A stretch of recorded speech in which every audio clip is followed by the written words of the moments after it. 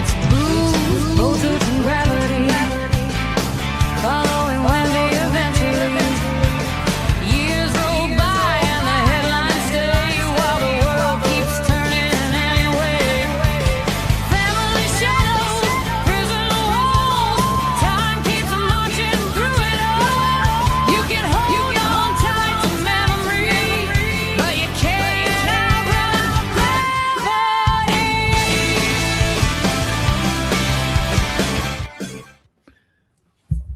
You cannot outrun gravity. So funny. Thank you, Dawn E, for the wonderful music, the lyrics. I put it to music using Suno, but thank you so much.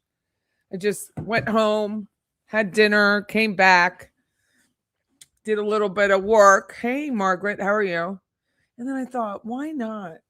I did it the other night till 2 o'clock in the morning. I don't know how long I'll last. My boobs are showing. I don't know how long I'll last, but we'll see. See how tired I get. I had radio today. Hopefully your day was good. Got up. Yeah, went to the radio station, worked there for a few hours, recorded 2 shows, came back here. Did I do anything in between? Everything is so running together. I did social media, put some projects together, worked on a rental property. That's what I did today. Hopefully you guys had a good day too. Hey, Leslie. Leslie B was texting me while I was on radio and I had to on the radio, can't concentrate. Whew. Hey, Florida Gulf Coast.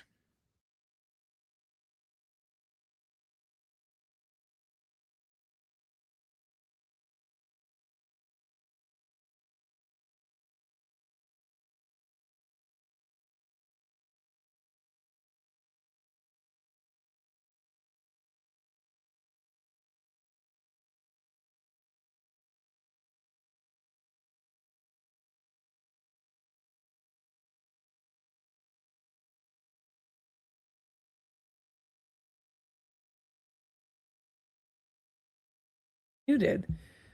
All that time I was muted. Shut up. How can it do that? I love this mic. It needs to stay completely away from me.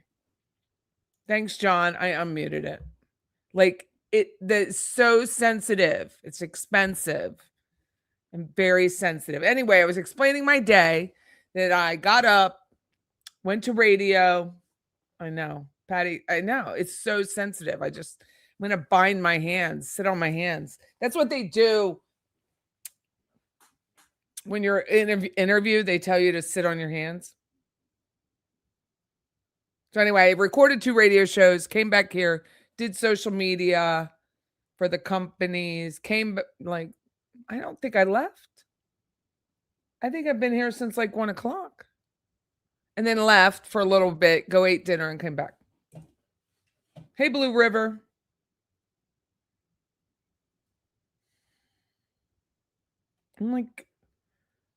Hi, Armand. How are you? Thanks, everybody. Yes, I was muted. Speed it up. Speed it up if you're just tuning in. I'm Patty Wilson, and this is Patty's Playhouse. And we whine about the Adelsons and the fact that Wendy Adelson, is she a whore? I haven't forgotten that. And why hasn't she been arrested? I was watching Robert's Adelson physician's testimony again right before I left to go to dinner. And I thought, why isn't she arrested? We're talking about agreement. I had Professor Joe on a couple of weeks ago. I'm sitting on my hands, literally. And we talked about agreement, with some of these charges, the conspiracy and the murder. You needed, if you're not going to be present at the murder, right, or the one going pew pew, you need to have knowledge, intent, and agreement. And I was listening to Robert's testimony again. She sends him random photos of Jeffrey Lacoste. Never sent him any other photos.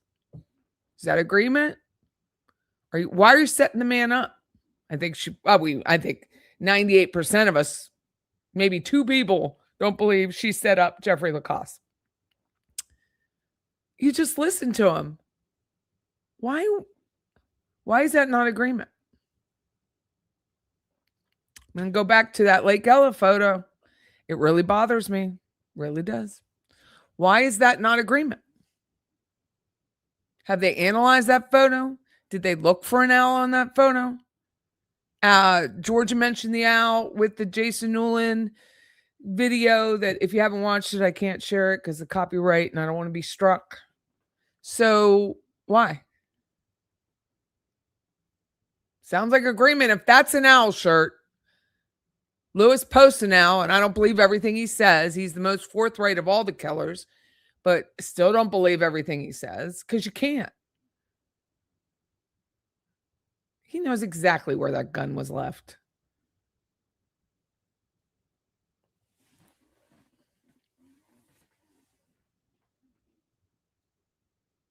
How is that not agreement? If that's her in an owl shirt, she's meeting Malia outside of Nomads across the street, basically from Lake Ella. She's there for hours and hours meeting a stranger, a friend of a friend. Who's a friend of a friend? Sigfredo. How is that not agreement? That's a big leap. We don't know what's on the shirt specifically. Have they analyzed it? Have they looked for it? Did they even bother? That's my fear, is that a lot of this was messed up because they didn't even bother. Friend of a friend is a veteran who's wheelchair bound. This happened here this past week.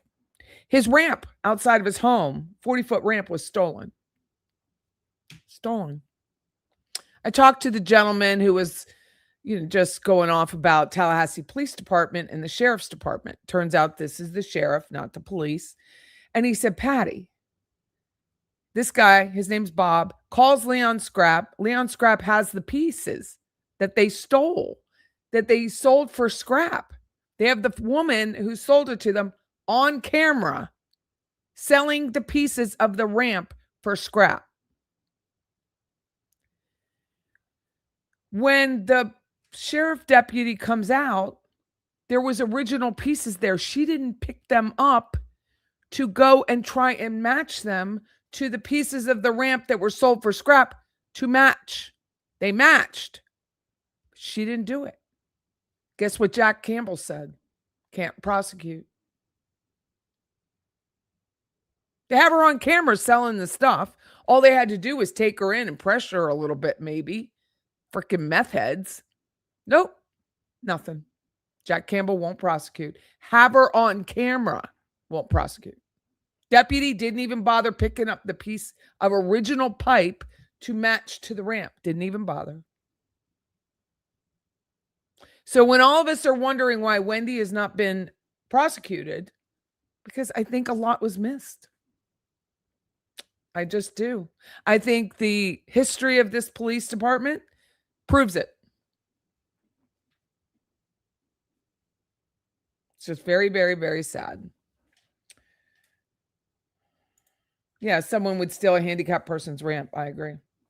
The reason I contacted him was there was a friend of mine who wanted to remain anonymous to buy him a new ramp so he could go home. I'm of the opinion, I'm not, because Monica Jordan said she was livid that letter got out. I don't believe she wrote it. I think he did it. Crack money. DA's office chickened out. I mean, it's just, there was a guy convicted today. He had like 92 previous, it was a ridiculous number. Felonies. That's the judge. That is the judge. I'm like, dude, your repetitive isn't even begin to go through there. I feel so bad for Phil, Ruth, and Shelley. This is so unfair. Wendy's going to get off scot-free. I think she is. She's not going to sue me because I call her a whore, because we could probably prove it. What makes a whore? Why is she obsessed with Teresa? Hey, Tater.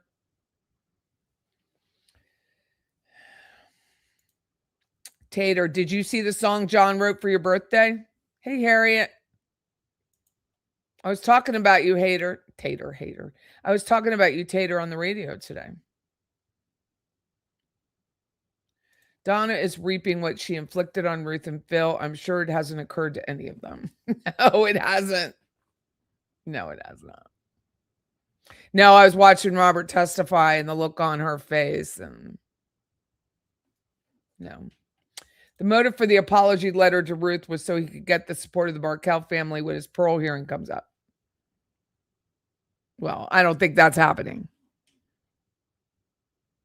It is disgusting behavior, song bits, and nobody holds law enforcement accountable. Nobody. Woman is on camera selling their crap.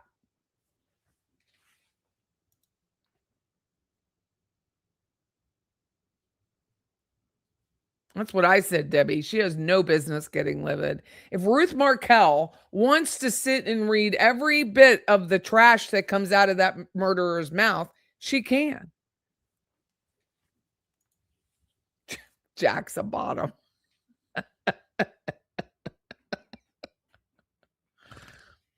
When does Campbell's turn on? 2 years. 2 years. He's not going anywhere. His father was sheriff forever. Forever.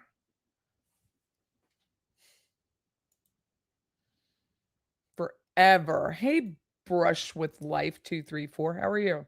Hey, Tinfoil. Hey, Tally. You never heard it? It was at the end. We'll play it again, Tater. We'll play it again. Patty, how's my song doing? I didn't do anything with it. I mean, I don't know what I'd do. What do you want me to do with it, Rosie? Melissa just finished Shabbat. Makes me so happy Donna will never have another one. No, her kosher is now peanut butter. Peanut butter. Oh, no, I couldn't play it on the radio. I see what you're saying. I forgot. No, I didn't play it on the radio. No, but I did send it to Jason, the radio show producer. I did send it to him. That's what we were talking about. I wanted him to hear your lyrics, John. We couldn't get it to pipe through the radio station. I apologize. Wonder where who lives. Who do you mean, Song Bits? Hey, Bling, how are you? Is Donna eating kosher? No.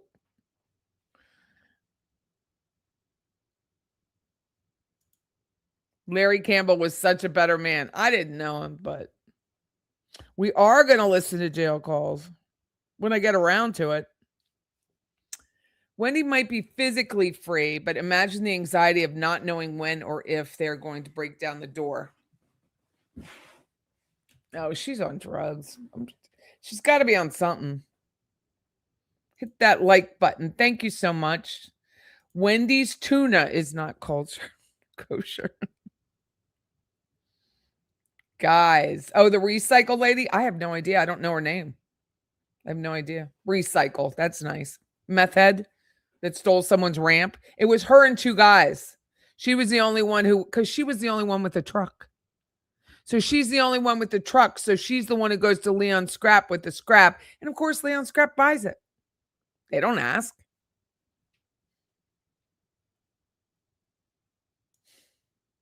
Hey, Roseanne. If I missed anyone, I apologize.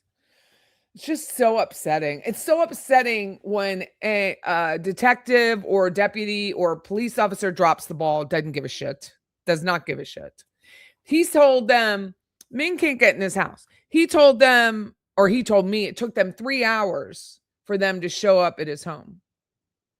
Now, the robbery had already occurred, but I tell people all the time, I've had death threats. You know, my history here on YouTube.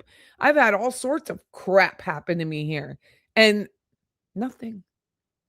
Felons that should not have weapons that have weapons, nothing. White blonde female, not happening. It's what we live with. Charlie not knowing when he was getting arrested, having his bag ready to flee, but he never fled. Yeah, watch Junam Chinda because I guess it was just a series of videos that just went through while I was working and I wasn't really paying that much attention. And June was on her last video with it was funny to me because June was on with Donna, right? So it's her last of the trials. And after that it was Ryan Fitzpatrick. And I thought, I wonder if they saw them each other when they were leaving, because they don't like each other. So it's so funny. It is upsetting, but it was very nice that a gentleman said that, he contacted me and said I'd be happy to buy a ramp. Charlie was busy making money.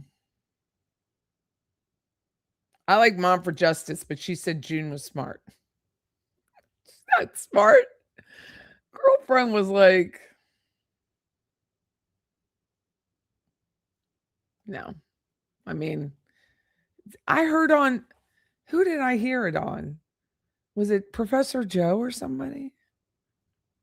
No, it was I was watching last night Judy AA Legal Focus on her new format, but I was watching on my phone so I couldn't tell how the format was going out. And she was saying Junam Chinda went to university. I was like, what? Who knew?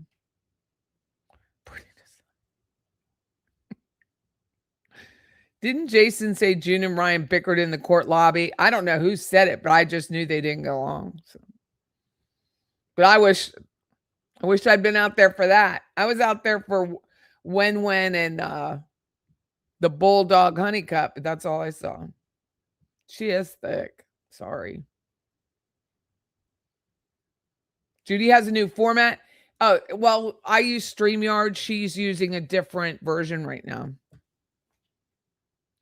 Patty, right. Charlie was ready, but didn't think they would get him. Delusional. I like June too. She was hilarious. Watching her, I thought the fourth time she was on, she was a lot more prepared, but she was also the most serious. She didn't seem scared. She seemed more confident when she answered the questions. That's the one where she mentioned Donna saying that she was hearing Dan haunt her. That was the term. StreamYard is a riff off, but I don't want to learn a new program. Look what you've already done. StreamYard, instead of just fixing what they have, they keep adding this new crap. Just fix what you have. That's what I don't understand about these companies. You like Lewis kicking during his interview? Hi, Wybie. Yeah, it was comedic relief.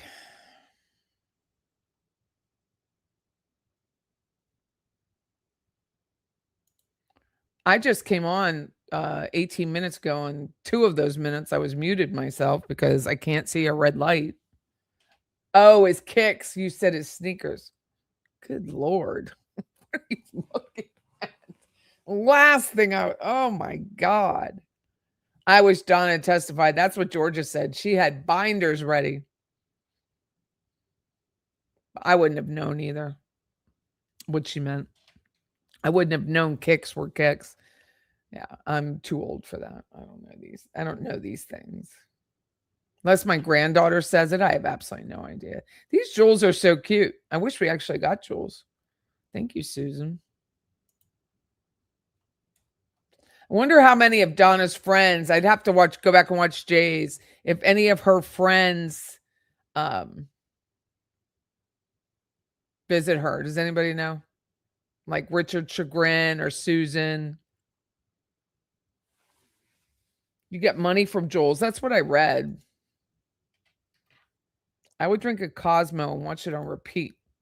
Did you hear that June requested? No, she didn't. That's funny though. Said, did you hear that June requested Madonna's song Vogue, Vogue, Vogue? Now I'm going to have that in my head. People who can't testify in their own defense scream guilt to me. That's not fair. Professor Joe was on the other night, and I guess somebody asked her about Lindsay Clancy. Which never is happening. She's never going to testify. And And Professor Joe said, I don't want any defendant to testify on their own behalf. So, especially with you guys tear apart everything. And the last thing Lindsay Clancy or any defendant needs is to testify. Oh, what is this? Patty, I want to tell you something that the folks here probably don't know from those songs. Without you, there would be none. Oh, that was a good one. That was a good one. The Flowers song. I wonder where that is. Let me find that real quick. Now, see, you guys get me. You would think I'm ADHD. Am I? I think I am.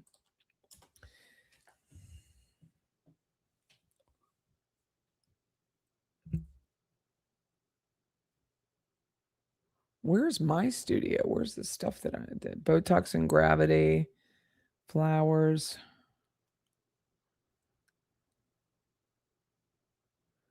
Is it there? Do I still have it? Am I talking to myself? Is there a search bar? I don't know. Oh, here it is. This was a good one, I thought.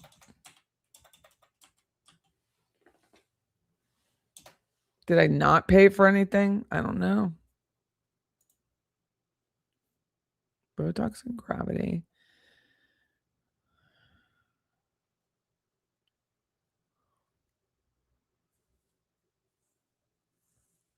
Maybe it was before I paid for it.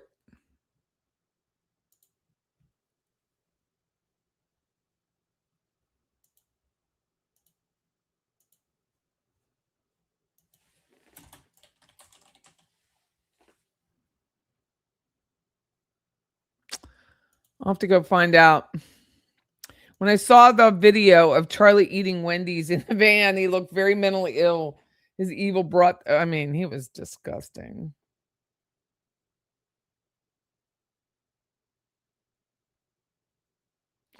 Did you see the only chick who killed her BD? I have no idea. Oh, the blonde took a deal?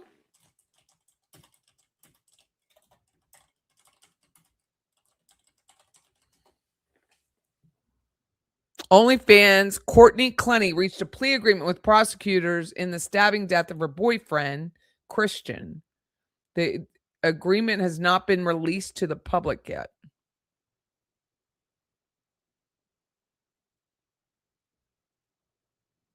She was arrested in Hawaii and extradited to Florida to face a second-degree murder charge. Plea agreement. The formal terms of the plea are expected to be presented and placed on the record in a court hearing August 10th. She ain't getting out.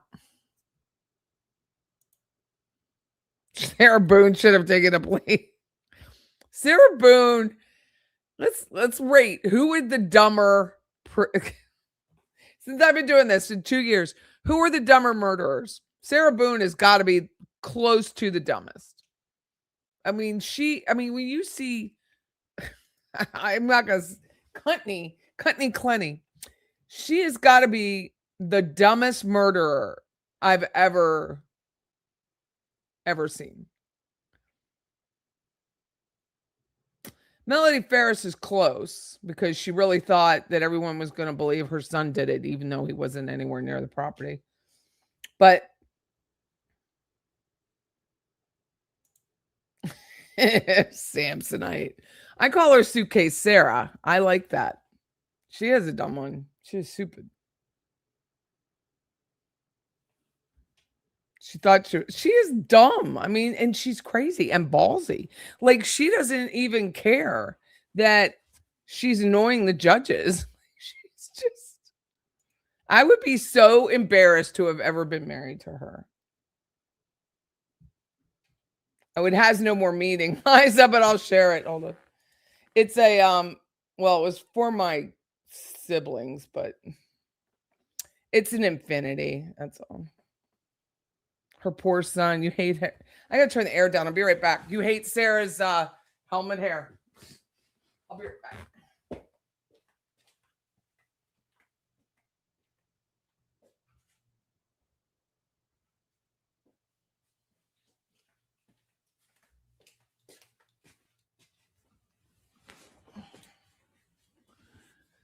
She thinks she's getting a movie deal. I suitcase Sarah. I mean, she's just a whack. You lost 4 of my siblings in 1 year. So did I. just not by death. So did I. Yeah, and makeup. Don't forget, she wanted makeup. She wanted a makeup artist. Poor guy.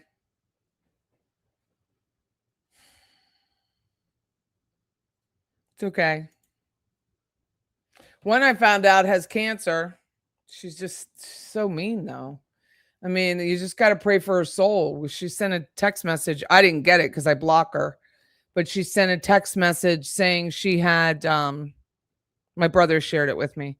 Said that she had cancer, stage 3B, so it's either breast or lung, and that how much she hated us. I was like, okay, thank you so much. On your last couple years on this planet, you spend the time to do that. Good for you. Just recently in Australia, where I live, a mother jumped off a cliff with her 3-month-old and preschooler. They say before she went home to the police station, they sent her home. See what I'm saying? Nobody's taking these people seriously. Nobody. It's very, very, very sad. Only briefly. We were talking about dumb criminals, and she is dumb. Sarah Booz, Our Lady of Woodbridge.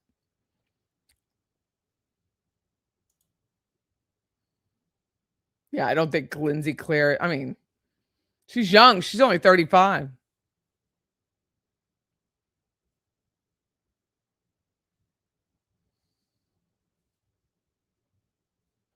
It is horrific. She went to the police station for help.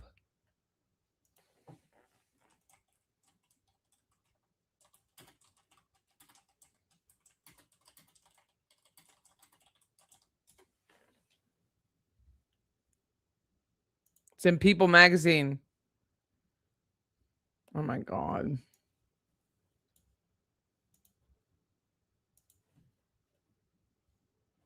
Helena Wright and 2-year-old Hazel were found near the ocean in South Australia after witnesses saw an empty car with its engine running. Police say the case is being treated as a murder-suicide. A GoFundMe for the father has received global support. A community in South Australia is mourning the loss of a woman and her children after police say she jumped off a cliff with them. Where is my...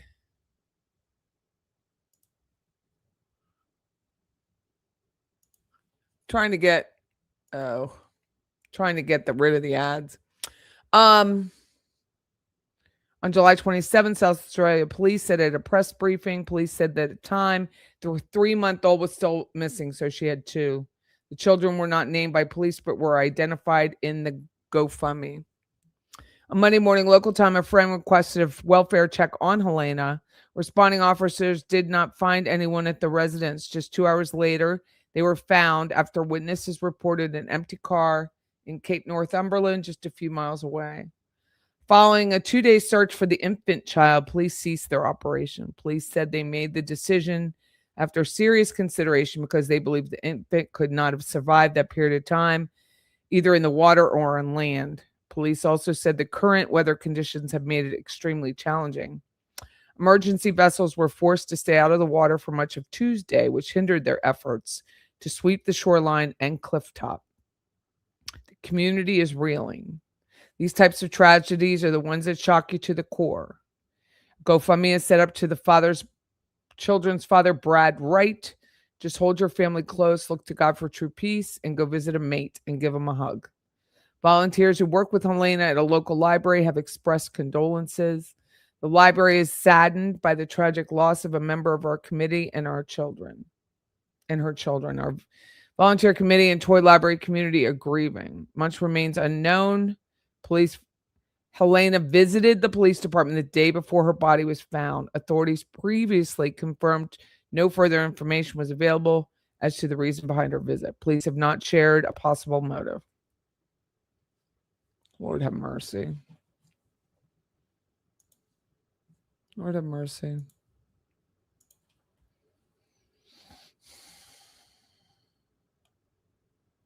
Magbanua ain't too smart. No. And part of it, what I was listening today earlier was it was Sigfredo and Magbanua screaming at each other. And it was like the $65. And he doesn't understand what she's talking about. And I don't remember the exact number. Whatever that number was, it was like in code as everything is Malia. Malia's code, everything's code. The shower's code, the TV is code, the $65 is code, the diaper bag is code, everything is code. And like who takes a diaper bag into someone's house, like into the boyfriend's house, the ex-boyfriend? Why'd she bring that diaper bag in? Why did Magbanua bring the diaper bag in? To pick up money. She knew exactly what was going in that. Oh, he gave me an envelope. I wasn't supposed to open it. Stop lying. Stop. And so anyway, Magbanua and Sigfredo were screaming and hollering at each other. And I'm just like, how did Pat Sanford not break out laughing? Because she literally had children with an absolute thuggish moron. Absolute stupid. Who has cancer? My sister. She says. Hard to say. My sister. She's older than me. I was wondering whether this mother may have been having postnatal psychosis as well. And imagine you go to the police station for help and you leave. You know they didn't help her. I found and sent you the flower song. Oh, thanks, John. It hasn't been announced. Courtney's, it'll be announced August 10th in the courtroom.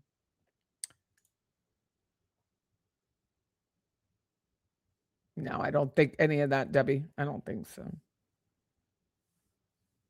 Sorry. I disagree with most people on this postpartum thing with Lindsay. So it's better off I just keep my opinions to myself on that one. I don't think Patrick had anything to do with it. Not a thing. Yeah. Thank you. I got that. I just didn't have a chance to respond to you. Yeah, her name is Rebecca Kessler. That is Josh Zellman's paralegal, Rebecca Kessler.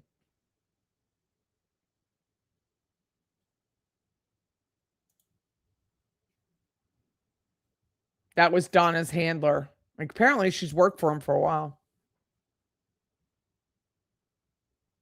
She'll probably get life. She's second-degree murder.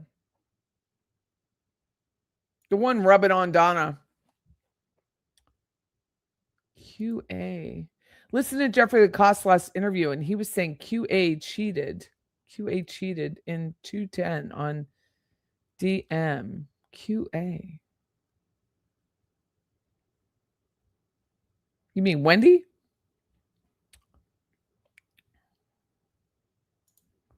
Right? The diaper bag as a duffel is hysterical to a guy's house who hates single moms and anyone over at the age of 12. I mean, let's face it. That's what I thought. Thank you, Debbie. I mean, Katie's code was the phone. That's right. It was like the last 4 digits of the phone number. That's what it was. Katie gave up freedom. That's not true, Liza, because he told her to spin. He told her to tell on everybody. Sigfredo sent a note and told her to snitch on everyone. He was going down and not to. So I don't believe that's true. He wouldn't have done that to her. You want to know? Okay, you gotta not speak in mysteries. I don't know what you mean, Beach. I want to know what the note said. The note in her bag. The note in her bag said, "Go kill Dan Markel." That's what it said. This is what he looks like. This is his. And if Katie Magbanua wanted a deal, she should produce that letter.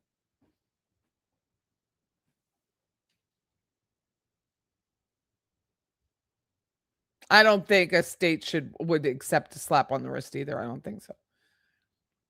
What woman alive wouldn't have looked in that envelope? She absolutely looked in that envelope. I don't believe her one thing.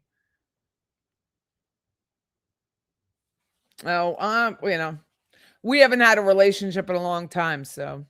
But thank you very much, Margaret. Thank you very much. Katie's children are better off. I mean, when you spend your last 2 years on the planet and you write like this long text about how much you hate your siblings, me included, like, what do you do? At first, I was like very upset about it, not because she hates me, because I always knew she did. I was the younger one. So when I was born, I was the only blonde female. I was compliant with my parents. I did what they was told. Got her muted again. And so when she told us, she writes this really long text message. I'm going to move this away from me. When she writes this really long text message saying, she's got cancer, what am I supposed to do with that? Like you literally spend 2 years of your life telling us how much you hate each other, how much you hate me. Like, what are you doing? So I was very upset, not because of that, but because she was spending 2 years of her life describing hate. But then, I kind of got over it. I was like, I can't want more for her than she wants for herself. And that's how I do with things. I can't want more for someone than they want for themselves. Katie's children are better off with her brother. Her brother may have been sick of her lying always and her choice of friends. Oh, yeah, she's definitely the black sheep. I worked with patients who killed their kids briefly from postpartum. Their husbands stood by them completely. You have to wonder if what is true that she went to Patrick and said, I feel like I could kill the kids. Why was he? I mean, there's a line where it's like, my house doesn't stink, right? And clearly your house stunk really bad. And you stayed and you pretended it wasn't true. I mean, in that way, I don't know how you move on with your life. Like, I just don't understand. I don't have a problem with him like you all do. Like a lot of them, when you read the chat, you'll talk about Patrick Clancy always having an affair. You think if he wasn't having an affair, that the state wouldn't use that as a motive against Lindsay Clancy? Of course they would. You think if there wasn't something against Patrick Clancy, that those two twat attorneys, which that's what they are no Georgia Kappelman, that they would not use that against Lindsay Clancy? Because they would. But take all that out. She goes to him and says, I feel like I could hurt the kids. The second those words come out of her mouth, he should have moved out or moved her out until she was better. And that would be years down the road. What are you doing? We didn't need a nanny. She was home. What are you doing? I blame him for that. I absolutely blame him for that. I 100% do. Not because he's cheating, not because she's trying to cover up for, not any of that. That's all such supposition. You can't even get past it. No. One line. I feel like I could hurt the kids. After that, nothing else matters. Why he allowed her to be in that home with those children is on him. He's the adult. She was a sick individual and she looks sick. She looks ill for sure. I live with ill. I live with mentally ill. So I'm a good judge of that. I feel like I am. I'm a nurse. You come to me and say, you're going to hurt my kids. You've lost all semblance. I'll sleep in my car before anything like that. But that's not what he did. She was on the Peloton. What? She's on the Peloton? Dude, she should be in a hospital in a bag because I would kill her. Nope. Not even an option. And he's like, oh yeah, she was on the Peloton. She's on the Peloton with her thoughts going a mile a minute. No. That it should have been a divorce filing right then and there, or a complete legal separation or whatever. Her parents should have been called in. You get her out of my house. She says she's going to hurt these kids. And he never did it because he didn't know his house stunk. Sorry, not doing it.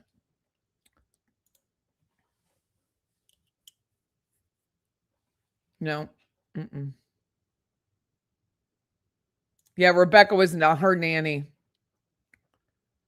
I believe she had postpartum, Amy. I 100% believe she had postpartum. I believe she had ideations. Oh, I thought you were. So sorry. I believe she had ideations. So sorry, Debbie. I don't understand. I didn't understand it then. I apologize. But 100%. I believe she had. You don't go to your spouse and say, I feel like I'm going to hurt the kids if you're not aware. This woman probably went to the police station scared she was going to hurt her kids. No one helps her. What happens? There are so many stories of this with women all over I guess all over the world. All over the world. What do you mean? What do you mean you feel like you're going to hurt the kids? Could you please explain this? No, let's go out to dinner. Let's chill and call in some 3V. What are you doing? I've just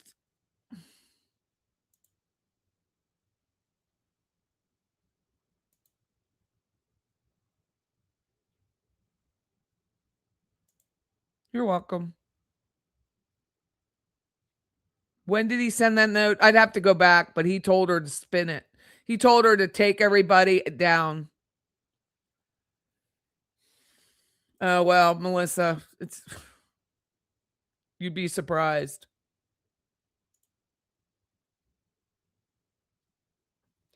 Tamara to Isom mentioned it's strange that Wendy Adelson didn't mention. I don't know what you mean. Wendy Adelson didn't mention W lived with her husband and kids. I don't know what. Tamara to Isom. Tamara Demko to Isom. This mentioned it's strange that Wendy didn't mention Wendy lived with her husband and kids, left Dan out. What was that time frame, if you don't mind? Katie told someone the next morning that Charlie's brother-in-law had been in a car accident. So she's lying, saying she didn't know who the hit was on. Of course. Of course she was lying. Hey, D, love of God. Well, you're very kind. Oh, in the book. In the book. Oh, in the book. Thank you so much. In the book.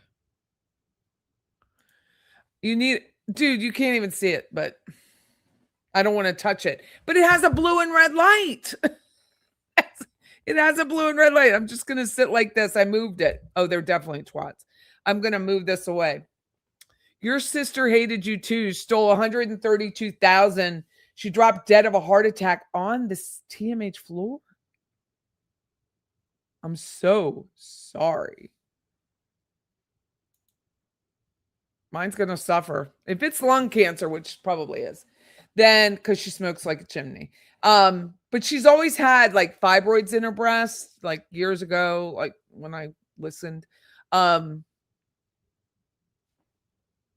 You know, it's not so much the news you're going to die, it's how you receive it. Right? It's not so much the news your husband's leaving you, it's how you receive it. It's not so much the news that you lost your job, it's how you deal with the aftermath. Those are the things that makes a successful person, is the bounce back, right?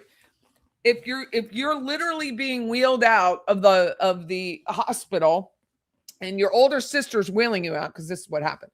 She saw my brother in the hospital. He was there to pick up his brother-in-law, who's much older than he is. He's like in his late 80s.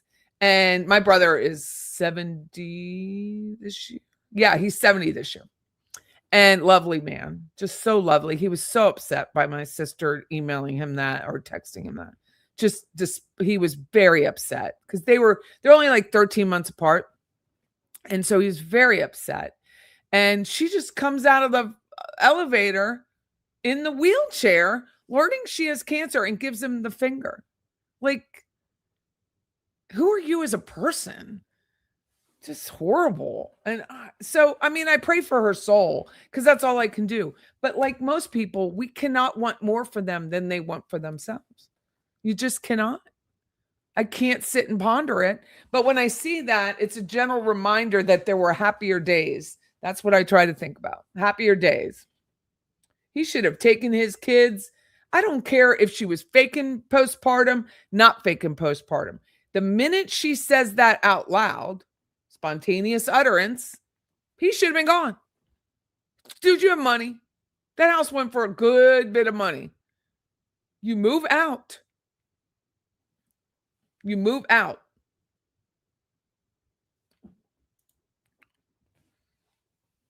Oh, I'm so sorry. You have a spiritual family, Blue, but it is very hard. I'm very sorry. Sean says she's been following the Clancy story for 3 years. He didn't have a grasp. This is a nice way to put he was completely lost. He didn't have a grasp of the serious situation. And all I'm saying is he didn't know his house stunk. Your wife, see, here's my thing with techie guys. You know, he worked for Microsoft. He was techie. They're all in their own head. I'm an analytical person. I'm a D and a C, which is driven and analytical. When you are all in your own head in that analytical role and you're working from home and all you're doing is analyzing, how much attachment does it look like he had? He looks so detached. I mean, maybe that's a coping mechanism now. We don't know because we didn't see him before. But he looks so detached. Like, are you really much in your own head that when your wife comes to you, says, I could hurt my kids? Now, he thinks, in my opinion, I'm not a doctor here, a shrink. He thinks he got her help. I'm telling you, 5 milligrams of Ativan ain't going to do it. 50 milligrams of trazodone ain't going to do it. It's not. I don't care if she took 7 pills or 20 or 16 years worth of pills. My husband has been on pills since he was 32 years old. 32. He's 68. He's still never going to be cured. The trazodone is not going to fix you. I believe postpartum is far more hormonal brain changes than it is medication. Zoloft is not going to do it. How many teenagers do we know that go on Zoloft and go nuts? I went off Zoloft. It was the pink pill, right? I think that's Zoloft. I went off Zoloft when I was right before I was going to divorce my husband. And I was like, I'm getting off this stuff. I hated how I felt. And I just went cold turkey. I didn't know you were supposed to wean yourself because there was really nothing. Even though I was working as a nurse, I just thought I won't take it anymore. Oh my God. I can't believe I didn't have seizures. It was horrible. Horrible. Never went on another SSRI. Not another one. I think they're very dangerous drugs. And they're just handed out like a Tic Tac. He should never have been in the house or never let her work around those children again. She wanted more hours. The nanny wanted more hours. The nanny wanted more hours. Great. We couldn't do it. Hey, she was home anyway. Look how that turned out. Because she didn't want to pay for a nanny. The woman could not handle stress. She's on a Peloton. When he said that, I had to get up and walk out. I had to leave the room. I couldn't listen. She's on a Peloton. She just said she's going to hurt your kids. He seems so emotionally detached. Why any woman would marry him after all that? She has a problem. Like, she has a problem.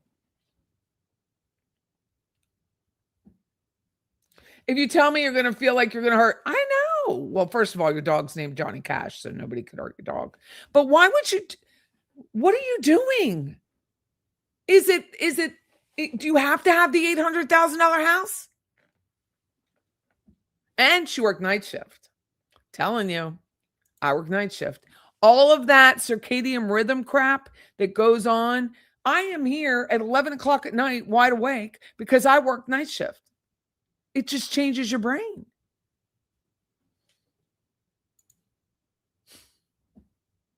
That's so funny. No, she wanted to hurt the kids. She said, I'm having ideations. I'm going to hurt the kids. That's what she said.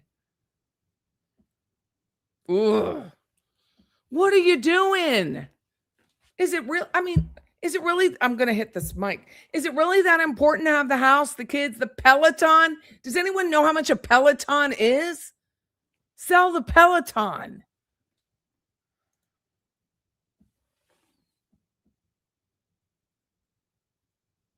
Jesus. Hey, Becky, how are you guys? I'm not saying hi because I'm ranting. But if he didn't say that day was one of her best days, and it happens, how many times do we hear that a suicidal person has a great day? There was a movie. I'm going to find it. Hold on. was a movie with Sissy Spacek, and it was very upsetting. Because to me, it was the most Night Mother. It was called Night Mother. It's very hard to watch. It was very hard for me to watch. She calmly goes up to her mother. This is the plot. Anne Bancroft, who love. Jessie's a middle-aged woman living with her widowed mother. One night, she calmly tells her mother she plans to commit suicide. That very evening, Jessie makes this revelation, all while nonchalantly organizing household items and preparing to do her mother's nails. The intense resulting conversation between Jessie and Thelma reveals Jessie's reasons for her decision and how thoroughly she planned her own death, culminating in a disturbing, unavoidable conflict. If you get to watch it, I think you'll understand Lindsay Clancy just a little bit better. Because no joke, the end, the girl kills herself. But before she does it, she had a great day. The mother just thought she's better now. Not so much. It was absolutely it was just very intense movie. And I don't think she won an Academy Award for it or anything, but she should have. It was so real to life to me. So real to life.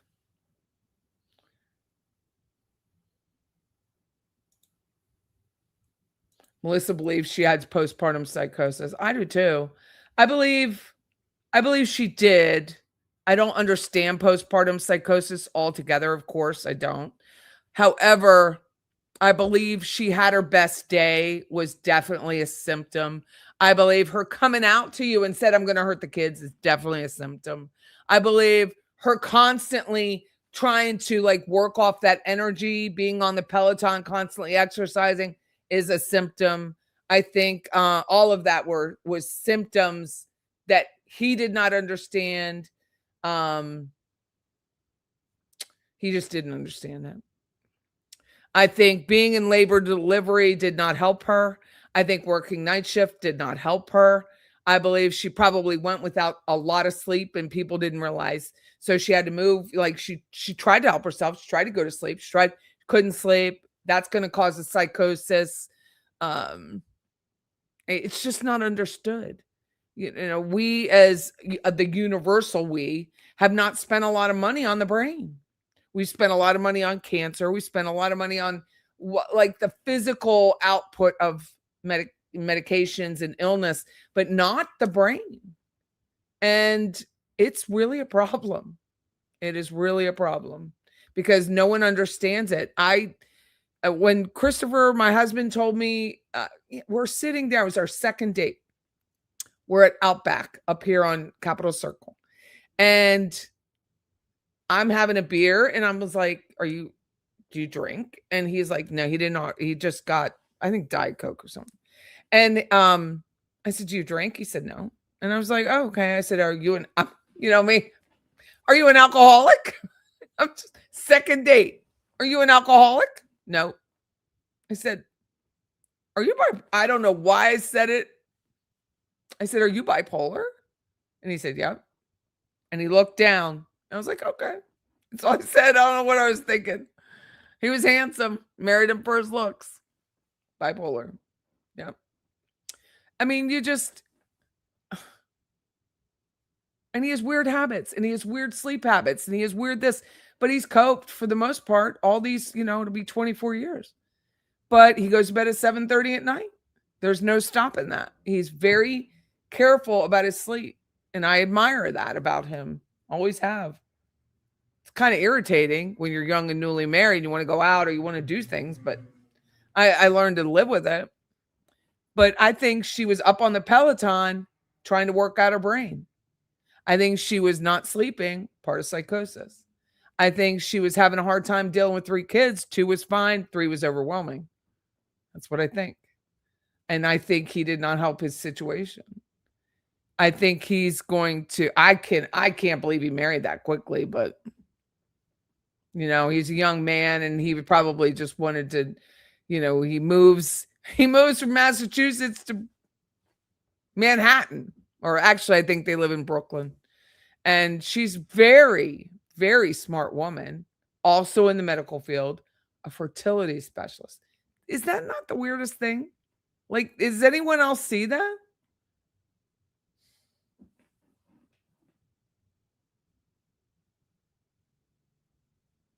The ground was frozen, YB. It was a 12-foot drop and the ground was frozen. So that's how. She didn't expect that. There's a cry for help. You can't go to someone on any day of the year and say, I feel like I'm going to hurt my kids and not expect. I mean, up until the murder, that's a strong woman who says, I am struggling. I am struggling. And then he's like, well, get on the Peloton. Talking about. Ugh, so upsetting. I know it does, Debbie. I'm very sorry. But he didn't say that day was our best day. Then he would have been more accountable, in my opinion. I had postpartum, terrible after my last son, but never wanted to hurt my baby. Just so sad. Same with Rusty Yates. Denial is a very long river. He's remarried too, hasn't he? Is Rusty Yates remarried? I mean, she is. Ugh, I can't even look at him.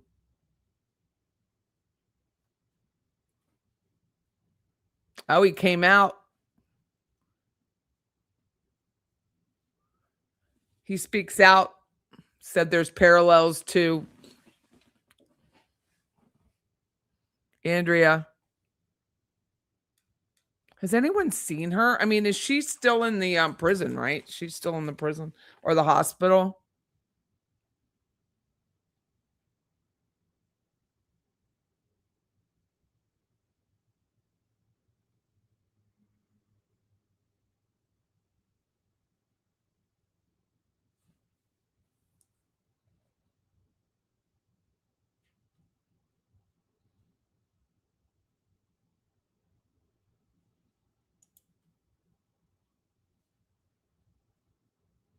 Dude, I remember that. She's only a couple years older than me.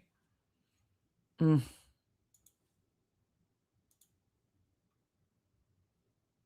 Dude, he killed everybody, including the animals. Rusty Yates knew, and so did his parents, and then left Andrea alone with the kids. It's not okay what she did. But she should have been in the hospital. And even then, okay, so you have it all the time, at least here in Florida, where it's really bad. Mental health care in Florida is so bad. Like, that's why I thought with my husband with dementia, I'm like, we just may need to move to Pennsylvania just because the mental health care is so bad here. You have somebody, I can't even get on this. It's just very upsetting. There's supposed to be a 72-hour hold, supposed to be a Baker Act. They're not held for 72 hours. They're out. They're out. Thanks, John Smith.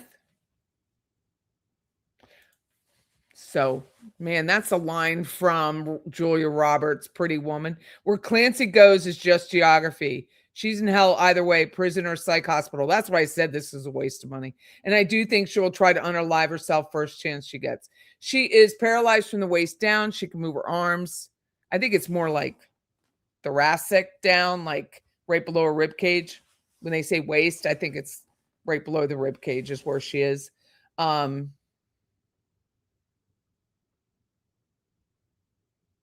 Yeah, I don't care where she goes. I think the hospital's better suited. This is my thinking on that.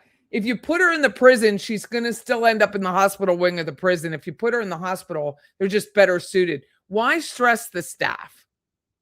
I know that sounds horrible, but most prison facilities do not have the ability to care for a paraplegic very well. Why stress your staff more? Just put her in the hospital prison. That's all. That's what I think they should do with her. Why is this even an issue? Give her 30 years to life. She's paraplegic. She's going to die sooner than that because she is a paraplegic. That's what happens. Because you don't move around, you get the pneumonia, you're dead. So why not? Why not just give her that?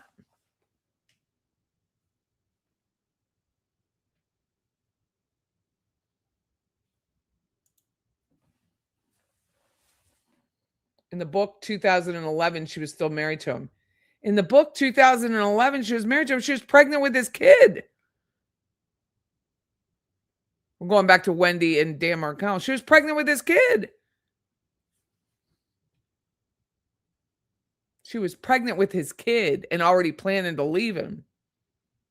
No matter what happens with Lindsay Clancy, she's not going to be released. Nope. It's either prison or mental hospital. Tragic for the kids, tragic for the ex, tragic for her, no good outcome. But why stress the corrections facility? Put her in the one that is meant for her. That's all. She's not going to live long. Paraplegics don't. It's very rare.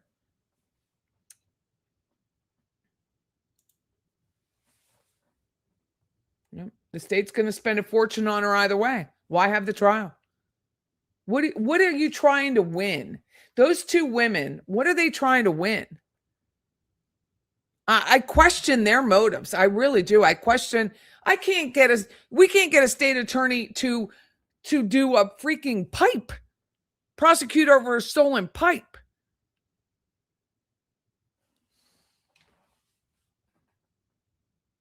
In today's society, these poor kids don't stand a chance with their sicko parents. Why didn't she take herself out? You know how hard it is to strangle yourself with exercise bands? Do you know the effort that has to take place to strangle yourself? You haven't spoken to your brother in 10 years. I haven't spoken to her. Well, it'll be 5 years this December when my father passed and the estate started. That's when we stopped speaking. Lindsay's affect is so flat until she sees evidence and then she cries. I think she's talking is in a horrible place mentally, inescapable with the end. Oh yeah. I mean, you want to be in a psychotic state. I like that, Patty. Look up the song by the Cowsills. I think it's called There Were Some Good Days. I like the Cowsills. You know, the Cowsills, the Partridge Family were based on the Cowsills.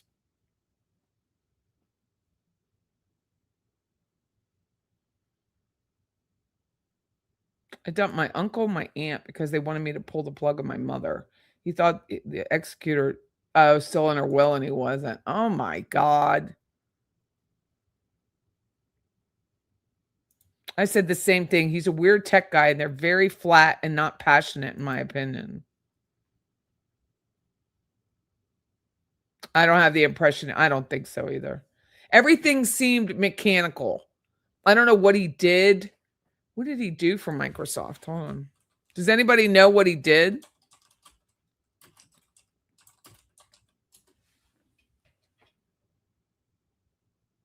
Business application sales executive, where he focused on enterprise solutions software. He sells large software solutions to big enterprise companies. He is not a salesperson. He's a tech person. He's definitely not a salesperson. He screamed that she killed the effing kids. Who talks about their kids like that? Who finds out that your wife, when you go to get dinner, kills your 3 kids? I mean, we can go on about that. Ativan is a hallucinogenic and cause blackouts. So ridiculous. Just have a whiskey. My God. Some of these drugs, people don't realize. And then they mix them and they match them and then you're like, you're blaming the doctor? That whole thing is like, you're going to blame the doctor. I wish I could be in that a jury, that civil jury. Your wife comes and tells you she's going to hurt your kids. According to, was it Professor Joe? I think she said it's very, very not. Oh, no. I was watching Vinny. Vinnie Politan, and he had a Esquire on, he had an attorney, and he had an MD, and they were like, "You're just because you want to sue for malpractice doesn't mean you're getting anything. Wrongful death, you just lost your plot." Lindsay tells her husband Patrick suicide ideation and thought of hurting the kids. He drops her off at women and infants and takes Dawson skiing. I know.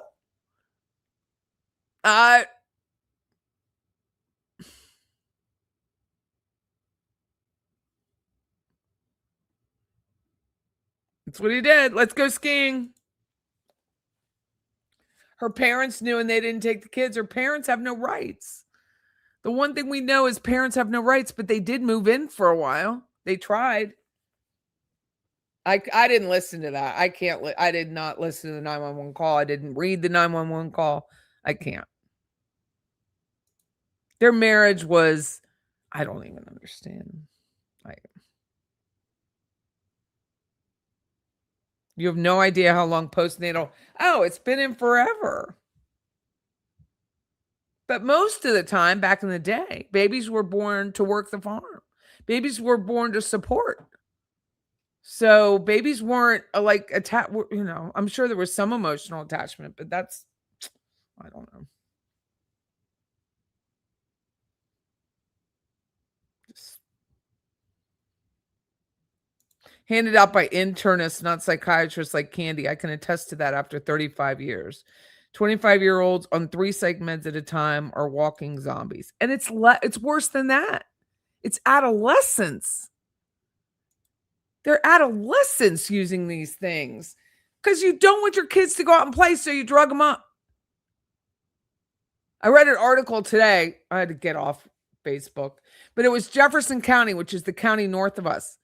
The kindergarten kids aren't ready for kindergarten because the parents are idiots. That's why. I used Wellbutrin to stop smoking and wrecked my digestive system for a long time. I had to take Senecot to try to have a normal daily. It's not funny. I'm sorry. Dude, you know what stops the shot, man? My cravings. You know what I crave? Hot coffee. What is that? I love hot coffee. I haven't drank hot coffee on a regular basis since I was in the service because it was something to do. But now it's like hot coffee is like everything. My whole life I haven't done it, but I get crave hot. I drink hot tea. It's 9,000 degrees out and I want hot coffee. Psych meds either make you numb or zombie or they make you hyper and crazy. Adrenal fatigue. Guess her adrenals were shot.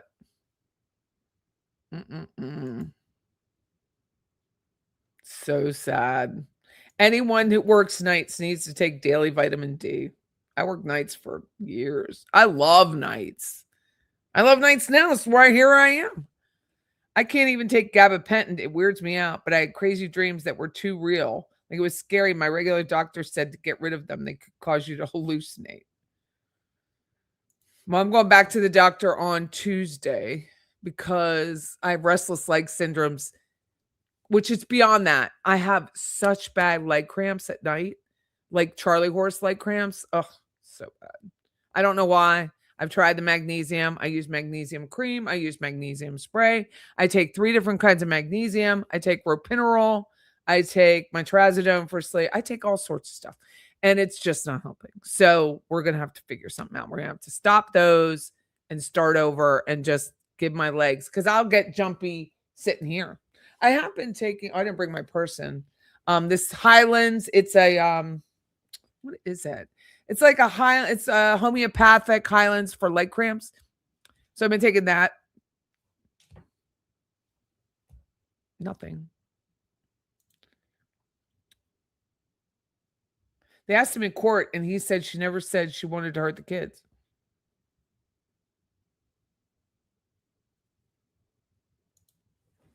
But then he didn't say that. I won't even take Tylenol or ibuprofen. Good for you.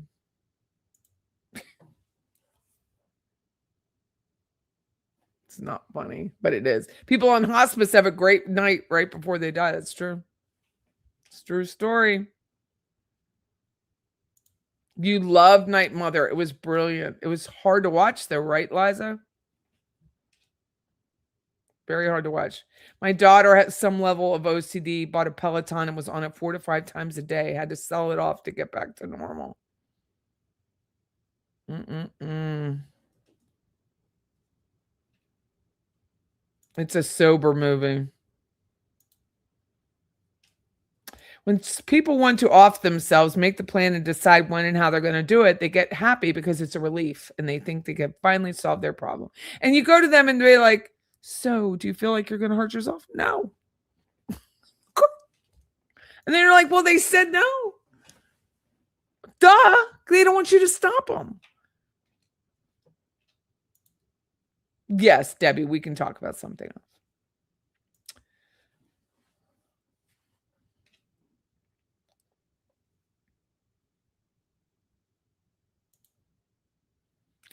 I don't know that she could afford to stop working. That big old house in Plymouth, Massachusetts. That's a hell of a bill every month.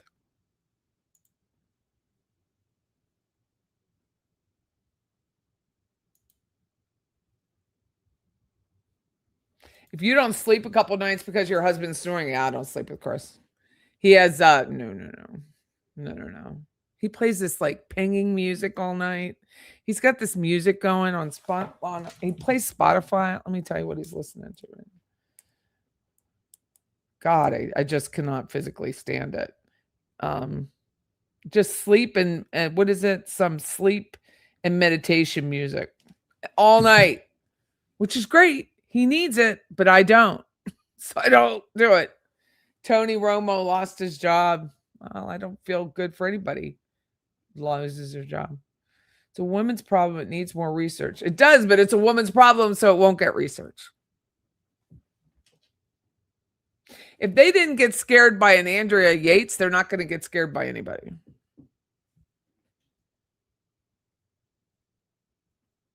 Statins gave you liver disease, but they tell you your autoimmune disease did it. I think statins are very, I'm not going to say because I don't want people to stop taking. Talk to your doctor. Who doesn't lie to the cops when they have open booze in their car?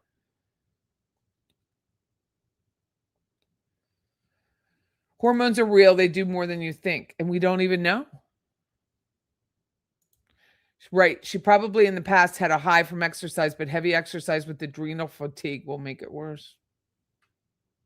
The documentary Dear Zachary. I think I saw that. Oh, a letter to his son about his father. Oh.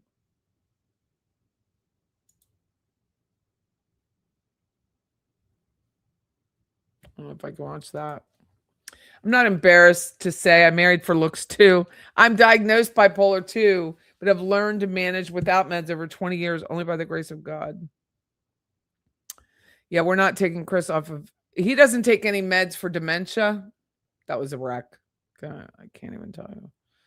It was absolutely horrifying for me. I don't know if it was horrifying for him, but it was absolutely horrifying for me. His rage was so out of control. I couldn't take it.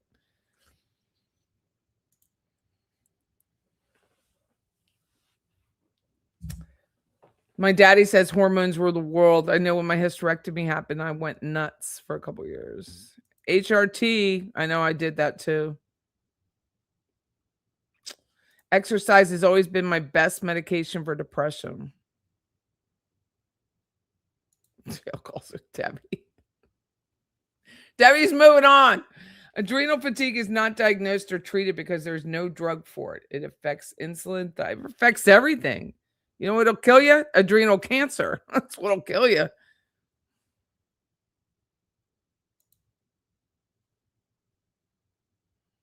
Frenetic is a symptom. Thanks, Margaret.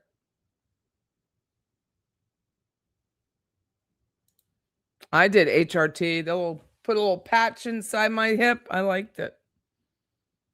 People need to take their cries for help more seriously. Has anyone heard from Drina? No, but I saw her on Facebook. She's got a new boyfriend.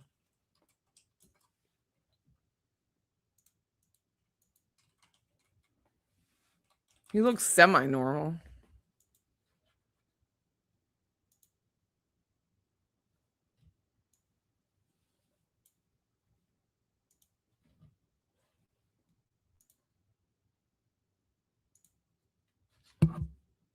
June 21st, in a relationship.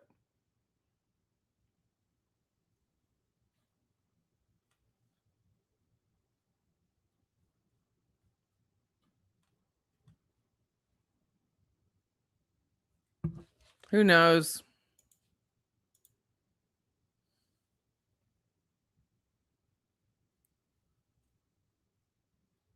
Andrea refuses to leave. Yeah, I wouldn't leave either. She did refuse discharge. She wanted to stay.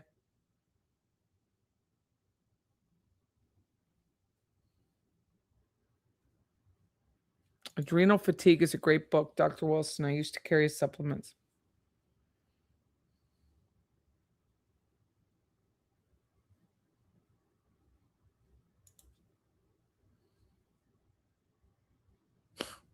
You're not kidding. Let me get that music. Then we'll listen to jail calls while I stay up all. My nail appointment got canceled tomorrow morning, so I don't have to get up early.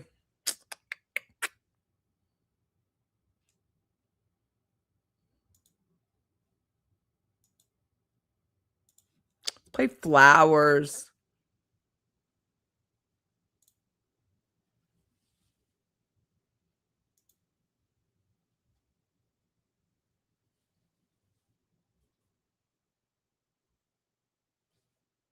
God, this was a long time ago.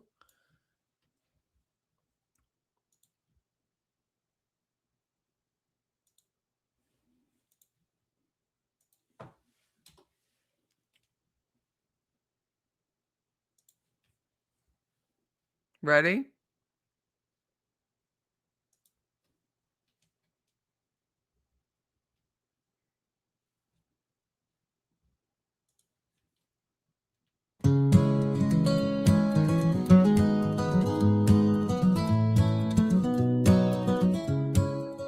Last night I took my laptop out of my old dresser drawer. I pulled up my old channel and I watched it until 4. They would all listen to me and watch my show for hours.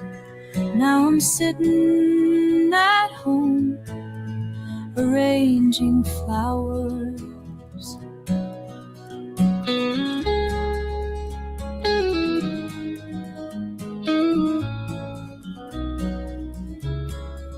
I clicked on Tallahassee and I saw some things in there, like my drunken tirades and the dancing bear.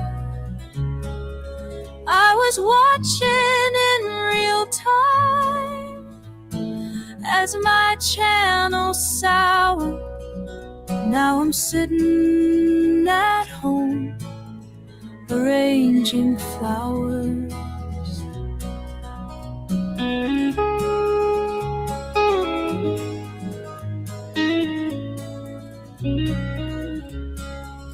Then this wild-haired lady called us out on what we'd done. I thought I could stick it out. They turned their tails and run. She exposed us to them. They would no longer cower. And now I'm all alone arranging flowers.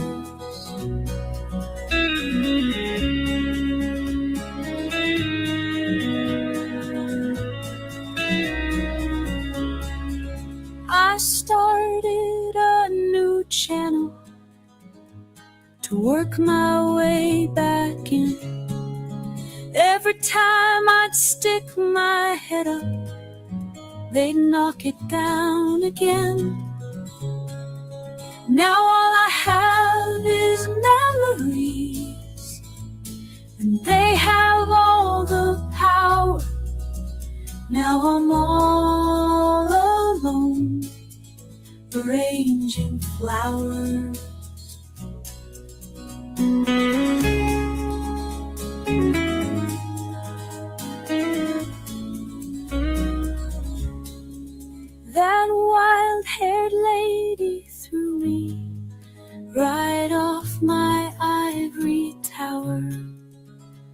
So now I sit at home arranging flowers.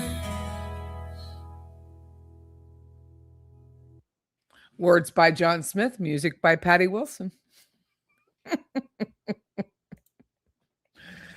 forgot all about this. Bless his heart. Yep. I put it through Suno. He wrote it. Sent me the paper. If you don't know, it feels like forever ago, but that's what it was about. It was about Kathleen Monkman. And what a bitch she was. She's a bitch. Really? I'm the one with the crazy hair, right? She's a bitch. She was, oh yeah, Max. So Max, I don't know where she is. I don't know what's happened to her, but she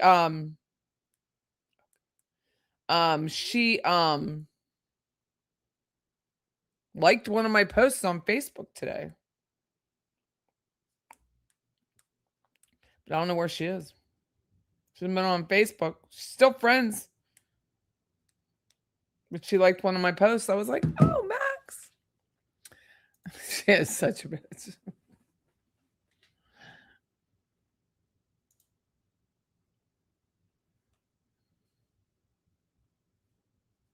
I haven't seen her in a long time.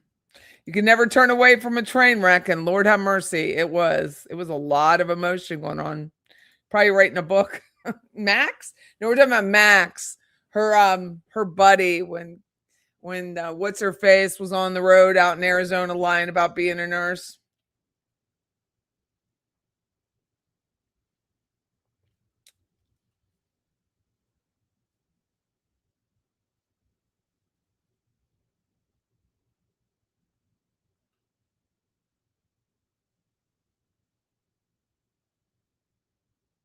John is our resident songwriter. Yeah, the broken bed. Casey L busted Max's bed with her weird, just so weird. The whole thing is weird. Oh, she is. Oh, good. Yeah, she just kind of dropped from my life. I don't know why. I don't know what happened, but she did. Debbie Kibby's bring on the calls. Bring on the calls, Patty. I'm going to play that again. I forgot about that. That's a pretty song. You forgot about the broken bed? The whole, it feels like a whole other life, right? No, I don't know where my YouTube is.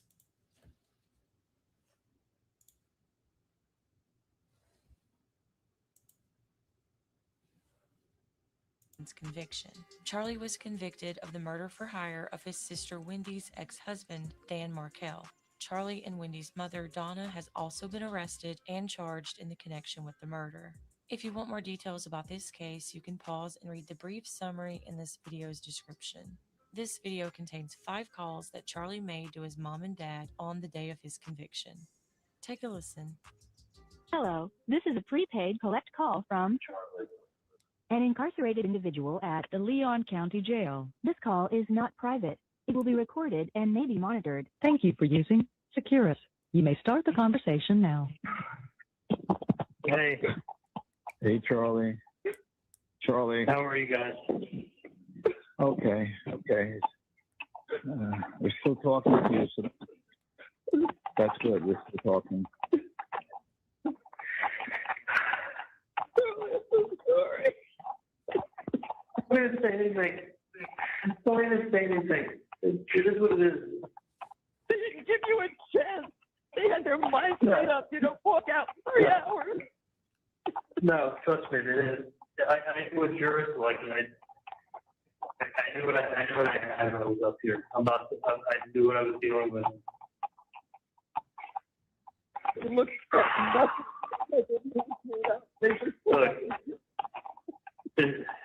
Look, it is what it is. Have you spoken to Dan since you left? No, I called you. Okay. Should I call him? Yeah, there's something that he told us. You need to talk to him. You need to ask him what I'm you fine. tell my parents. Yeah, no. I'm gonna talk to him, but I'll fine. I'll call you in a little bit. To take it back, relax. Not getting upset, not gonna change anything. It's only gonna get you sick. All right, call Dad, ask him to tell you what he told us, okay? Listen, I'm fine. Just take something to relax, okay? All right, we're gonna be okay, Charlie. Just please give Dan a call and call us back later, okay? Yeah, tell Mom to take something to relax. I'm not. I will. I know what I was dealing with. She didn't take something, go crazy and get upset. Okay. While she was saying that, Leslie, I was literally thinking her reliance on Dan is so bizarre. Dan Rashbaum. It's bizarre. Okay. I love you. We talk a little bit later. Okay? I got full power on my phone, but all you can have in a little bit today. And that's, All right, just call Dad first, okay? I'm going to call her in a little bit, but I'm calling Dan first, okay? Okay. Love you guys. Love you, Charlie. The caller has hung up. Hey, guys. Hi, Charlie. So, You spoke to Dan? I'm like, been there for a while. Been there for a long time. He was occasionally trying to get to go eat to get out of the road. He stayed on it for a long time. He said he was going to call you guys when I got off the phone with him. So I was going to call you in a little bit. yeah, he did. He did. We were able to get through debris. I took a break. Roland has like fallen asleep in her lap. Okay. She's like, when I was in a Roland, I'm like, just don't say anything to him yet. There's no reason to. It's like a baby. No. Yeah, I can't handle that. That's honestly the only thing. No. I know.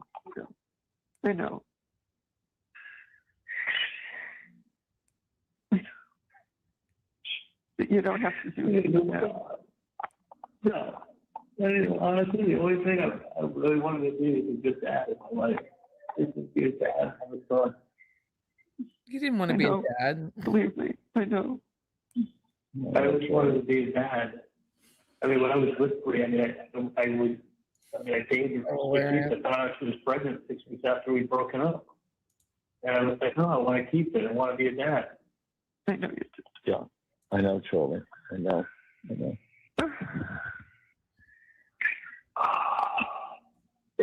Take a breath, Charlie. Take a deep breath, Charlie, please. But honestly, I'm like, I don't know if I'm in a state of shock. Yeah, you're in shock. We're all in shock. Yeah.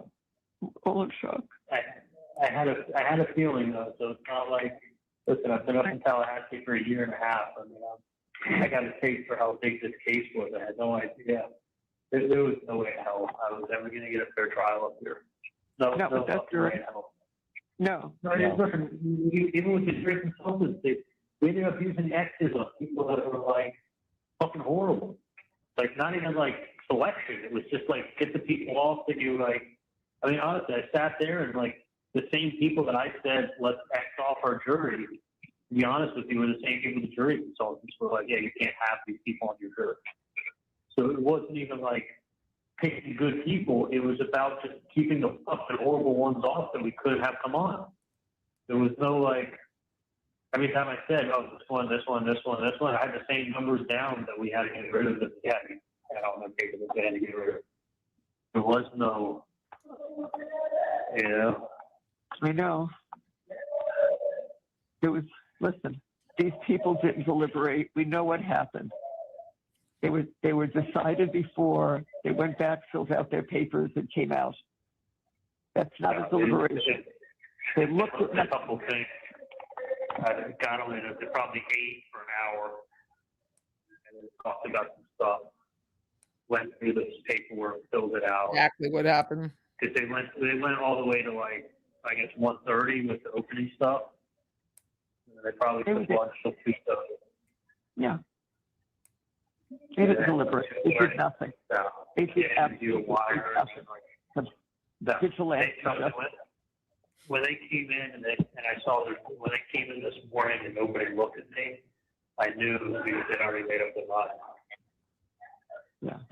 When you got on the stand, they made a Sometimes I wish I went with my gut instinct for life. It's sort of- Dan did a great job. You spoke well. They listened to nothing. Absolutely nothing. What is funny? They cut and pasted emails. They cut and pasted lines from text messages and gave it So their own funny. meaning. You know, like, oh, kissy face. Oh, like. I saw what they did. Oh, it's a mistake. Yeah, Like it's nothing. It was like, I don't know, it was like they dressed it up into something it wasn't. They just, I don't want to talk about it.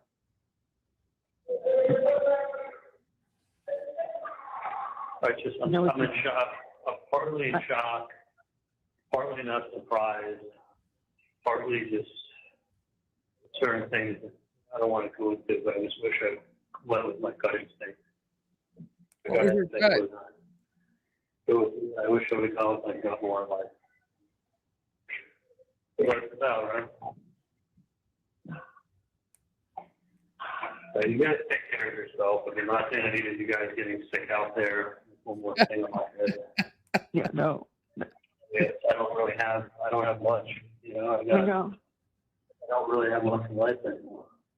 So it was something happened to you guys. Yeah, well, we'll be fine. We'll stay tough for you, Oh my Shirley. God. Stay tough. You know, like come see me. You know, like I don't even know what it's going to be like, but I did ask Dan, did they put me in, did they maybe get me in some it's called protective management, where people are like, I love this so much. Profile cases.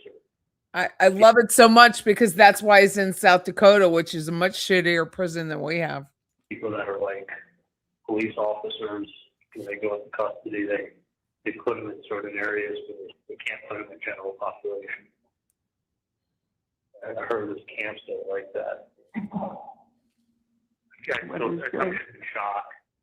He said they're going to work on that. They're going to work on the appeal.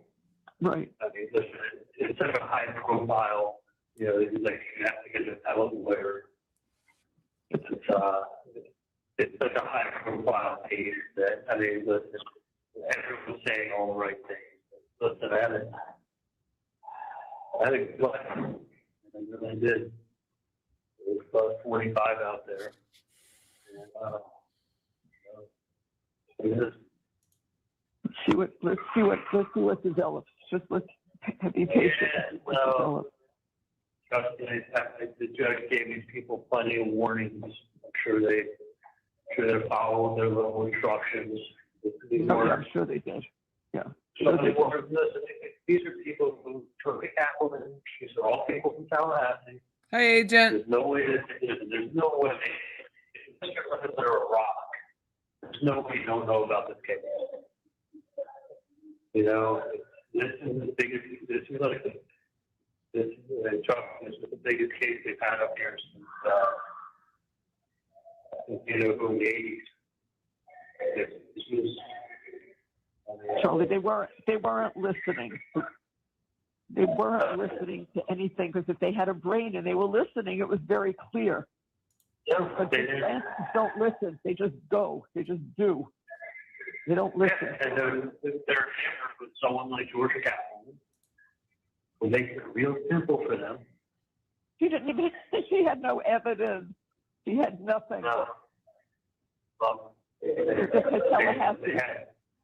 They had emails.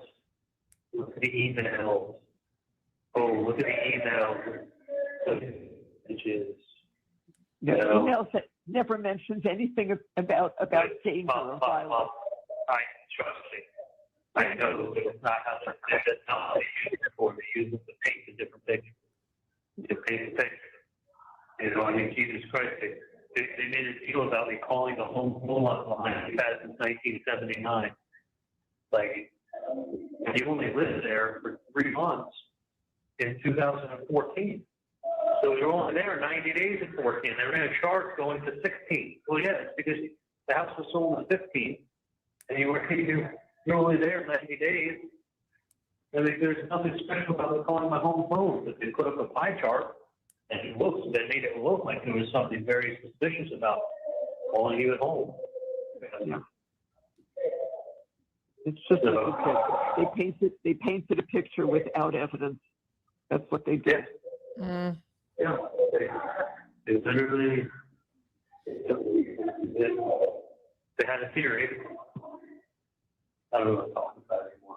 Yeah, there's no point. There's no point right now. No, Hang in there. I can't really talk on it. Even though this is a calling on a landline. Yeah, Right. I know. Right. All right. So it's only for the night that they moved me over to E1 because when you get convicted, they lower your sentences like this. They I'm not want to like, say that again. They're moving you? no, they already did it. When I came back to the jail, I had to roll up my stuff and they moved me into E1. And But what at is least that? they let me keep my clothes. I'm not in my regular cell anymore. They have me in a suicide cell. So Is it your own cell? Yeah, it's my own cell, but it's got if you're holes on the wall and shit on the ceiling. That I can't see the glass. It's got a video camera. People fucking screaming. I know, I hear 'em. And I'm just like in my little cell, like a solitary green cell with hear them lights on. screaming. I can't see out. Like I said to the officer, put me in here. I'm like, listen, I'm not suicidal. Doesn't matter. But I guess whenever you're convicted and stuff, they put them in one of these for observation. The chief of the prison can come talk to me tomorrow. We're going to have a therapist come talk to me tomorrow. I'm not suicidal. You can't leave me in here that long. You agree with me, so they know they can talk to you in the morning. They get moved. I'll probably get moved back to my pod. I guess a precautionary thing. Yeah. Oh, God. That's what they sometimes, right? Not even believe. Remember, she rented a room for him at some resort so he could have his little girls. Unbelievable. I don't want to say no way to money with a fellow player. This case is so big. It is so publicized. So this isn't some guy trying to get an appeal on the case. This was like what had to be sold up here. They had live coverage. They had, they pull out all the stops. It's not something. I know. I know what they're not making a mistake. You know what I mean? It's not like, we thought for some minutes you got part of that kind of appeal, or the judge made a super ruling. They were dotting every I and crossing every T.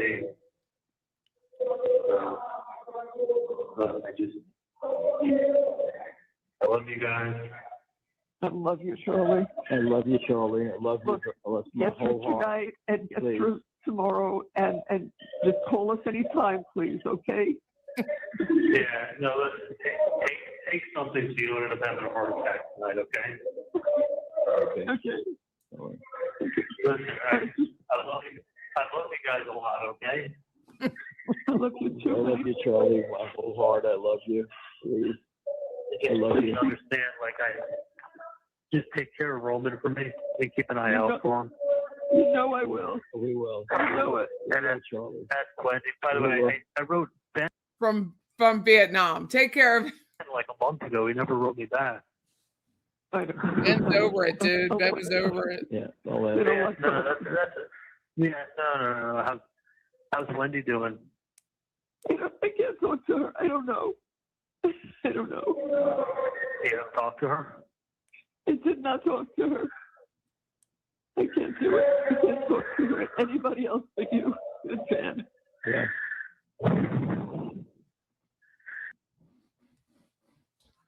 she can't talk to her because she's the reason why all this is happening. Listen, I love you guys a lot, okay? Everything's gonna be fine. I'm gonna be strong. I know you will. Dan's gonna look out for me. They're gonna try to. I already told them to don't harass them about it because I've already spoken to them, said it twice, and they said they're definitely gonna look into it and do what they can. Look at that. Exactly. I know. I know. Say that again. Yeah, about the protective, trying to get me to the protective management because of the Right. publicity on the case. Right. And look, I don't want you guys. I know you're upset. I just don't want you guys getting sick over this. We won't. We won't. You just be strong, okay? And then we'll be fine. Yeah, You're strong. I've We'll been be- dealing with this for how many years now? You know, it's like I know. now you get what I listen. I haven't been myself. Listen for me. For how many years for how many years I had it was hard to be normal with everything going on. I know. It's kind of, and I still try to work and it still works. And it's still I don't think nobody ever got what was going on in my head. And I can tell you. No. I know that. Nobody ever knew. But I always had like I said, I always had a feeling. No, I know that. I know that. I remember, honest to God, I remember the last time that we all went to the sushi with Rome and we were taking video. You don't really want to know what I was thinking in my head. No, we don't. We'll take care of Roman, but just hang in there, Take care of him. okay? Hang in there, Charlie. I'm good. No, listen. I woke up today in jail and going to bed in jail. Nothing changed for me. Unfortunately, we didn't win. I don't even say it. I'm still in shock. I'm still, honestly, I know. I cried a little bit when I got in the cell, but I'm still. You're strong. You're strong. Still alive, and Dan It's Markel set in, isn't. but it hasn't set in, and Of course not. it doesn't feel real. And it's almost like, if it makes any sense, it feels like it's no different than it was yesterday. I'm just in the same cell. Yeah. Yeah. But it's like my worst fucking nightmare, to be honest with you. Yeah. Yeah. Yeah, I know. I know, Charlie. I know. It's For all of us. It's for all of us, Charlie. It is for all of us. I don't even know what to say. I don't know what to say either. It's totally. We're here, Charlie. We're here. And anything that can be done, we're going to try to do. You know that. No, I know, but don't do me one favor and don't get sick. I know. Listen, tonight, please take something now if you haven't already. We already did. We did, Charlie. We did. Take another one. Addicts. Listen, Just a bunch of No. addicts. I love you guys. You're my parents. I know. I love you, Charlie. I love you. We love you more than you do. But it's just, Hang in there. I don't want to make you cry. So you just take it easy tonight, okay? again, if I want to call you tonight. Yeah, call us anytime. Anytime. We're up. Anytime, Charlie. Okay. Please, anytime. Okay. Okay. Love you. Love you. Love you. Bye, sweetheart. Love you. Okay. Love you. Okay. The caller has hung. Hey, Hey, hon. Hi, how Charlie. are you guys? We're okay. We're all right. I got, by the way, I only have like $15 on my phone. I'll fix that. You can put some- Yeah, that's Yeah. it. Okay. I'll take care of it right now. I'll take care of it right now. Yeah. Okay. What? I called Michael. I talked to him for like 20 minutes. Yeah. No, I think he had texted you guys. you did.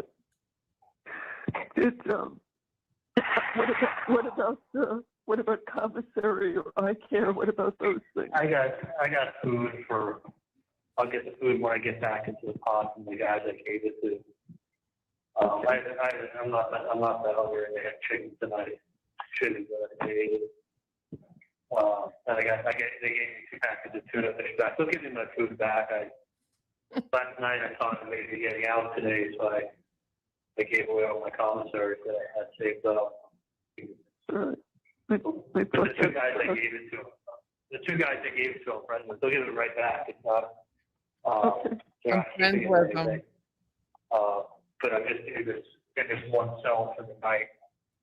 So Just they for the just night? have me like, yeah, I'm just in the cell for the night. In the morning, the chief of the jail is gonna come see me, and they're gonna have they have like nurses that Breakfast come. in and bed. they're gonna ask me a bunch of questions. I mean, I'm not suicidal, but I guess they just do that so they don't have a problem with you having you under observation. But I understand why they do it, but I told the sergeant to put me in here. I said, "You keep me in here long, I'm gonna go fucking crazy." Like, No, just because. they'll let you go back. They'll see you're okay.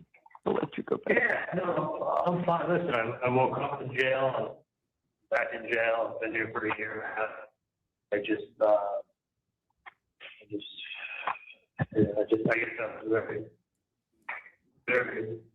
very big swing of emotions to go from like thinking you're getting out. I know. We were all set. Yeah. It was. I can't. It took a whole bunch of.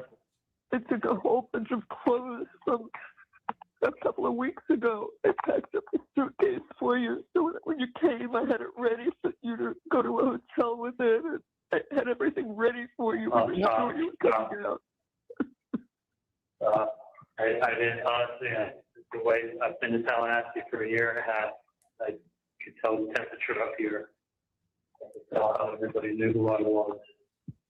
This was not a case that I was. Famous. This was not a normal case that was in the system. This was a special case. I know, honey. I know. This was not, and I said it, and I knew it. And I should have. I knew what they wanted to do. I stayed, and I saw it coming. I saw the freight train coming. Not well enough. What else I can say? I'll be fine. Gotta be strong. You gotta be strong. Yeah. Just like the stars. That's what it's doing. Charlie. What What's that? I'm saying we'll try to do everything we can to help you. What are you going to do? You're all going to do. No, I'm not giving it up. I just, listen, this was Tallahassee Super Bowl. But when I sat, Clearly never been to so a football game. so optimistic and everything. When I sat this morning and I saw what she was doing in the clues, and I kept writing down notes like, she's lying. Like, she's lying. Like, she's making shit up. Like, she's making issues of things that are not related to anything. It's not even evidence. They're just saying I guess it's circumstantial evidence that I called my parents cold phone number. Like, and they put together an impressive pie chart that the 10th grader could figure out there's nothing special about it. But she made it out to be special. Everything was special. Everything was boom. Wendy's book that she wrote became like, Wendy's putting down Tallahassee. Wendy never put down Tallahassee in her book, but she kind of spun on to be like, she did not. The way Wendy looks at Tallahassee, like it was like Wendy was putting down Tallahassee. She wasn't putting down Tallahassee in her book. But it's the way it was, you take the text, and you take the email, and you take the book, put some more pictures of emails up, and you got the show. I know. Believe me. And I'm sitting there and watching the show, and at the end of the show, she's quoting Ryan Fitzpatrick, who I didn't know in 2014, giving information on 2014, and I'm like, what the fuck am I watching? Like Your life. I spoke to the guy twice in 2014. He was my best friend in 14, evidently. Evidently. I know, I heard it. Like, I'm like he was with us 114.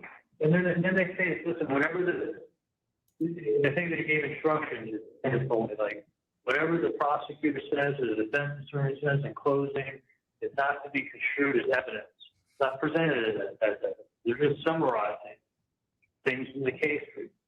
You got to listen to what you heard during the trial. It doesn't go like that. These people just look and listen to the closing, and the way everything was like spun at the closing, I was like, this isn't reality. If these people are watching this is not reality, but they had this 2-hour production. Yeah, she lied. She lied several times. I know. We all caught it. Like it did. You know, each person's, you know, has their own. It's like everybody who walks in has their own agenda, or you know, or a bone to pick, or a tail to spin, and everything just gets taken as like face value. Like Such a philosopher. I feel like a fool for even thinking or letting people convince me that I was gonna have a shot. You didn't. I really feel stupid. You are. You know, they say go if you've got instinct, but don't listen to anyone else. Can you hear me? Hello? Hello? Hello? Can you hear me? Hello? Hello? The caller has hung up.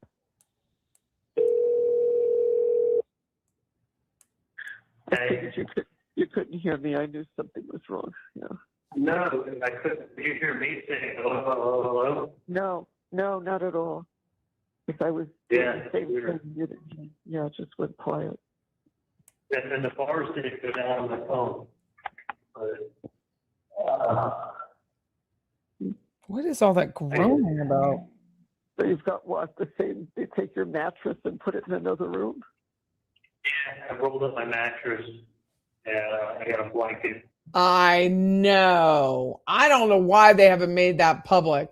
How much would everyone pay to see the pic Sanford took of Donna sitting in the airport? Then he texted it to Jason Newland. I would pay too.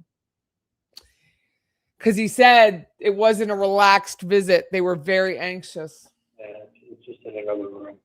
So it's like a solitary cell. You know, it's got a camera in here. It's got curtains and glass. And it's just got a bed. You know, I'll have contact with anybody. Hopefully people won't be all You deserve, Buttercup. Different floor or same floor?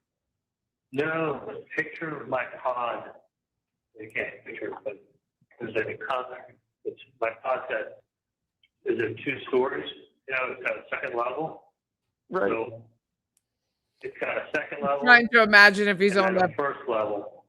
And then on the penthouse. there's a concrete wall. And then they have all the suicide on the corner of the pod underneath all the cells up on top. So it's like set up just like the pod is, but it's got a whole wall that divides it, and then it's got there's 15 adults back here, 6 men, 6 women, and they got cameras in each one of them, and they have an office that sits and watches all the closed circuit cameras in each cell, and then that's so there's a toilet, a sink, and it's got a bed, a slab, rolled up by mattresses, like they brought it in here, and it's you know for tonight, and It's a jail at 5:30 in the morning, they're probably going to bring 5:30, 6 o'clock in the morning. You're getting the nurses with 6 o'clock. She probably come through at some point, check me out of it. Hopefully allow me to go back to the pod that I came from. Yeah. He's attached. I'll be there for at least another 30 days. And then I'll be transferred. I just thought I was going to get, honestly, I thought I was going to get a fair shake. And You're not. I never, put it this way, I never thought I was going to get a fair shake. I got led to believe that I was going to get a fair shake. And By I your believed myself. attorney. You know, I just, oh, You know, Dan is right. Dan is writing to me while we're talking, Charlie. yeah, He said, what's hey, saying? hang in there. We're going to continue to fight. You just stay with it. Not giving up on you. Just wait. I know, it's just a big case in Tallahassee. It's not your normal case comes back on appeals and they let a guy go like that. Yeah. Was he flying back to Miami? He drove. Because he's Oh, he cheap. drove. How cheap do you think Dan is? Yeah. I just, you know, I stayed around because I thought I'd get a fair shake. But that's not what happened. He's on Pete and repeat. You know, it's like I should have stayed around for this. So sad. This is not something across. Like, I don't know how, I mean, I just don't know how Dan was so optimistic. He was very optimistic, which I appreciate. But Because the case was good, and he was good, and you were Case good. was good. Everybody was good. It was the jury, honey. It's always the It was jury's just what fault. you there was no jury in Tallahassee that would have let me go. That was never going to happen.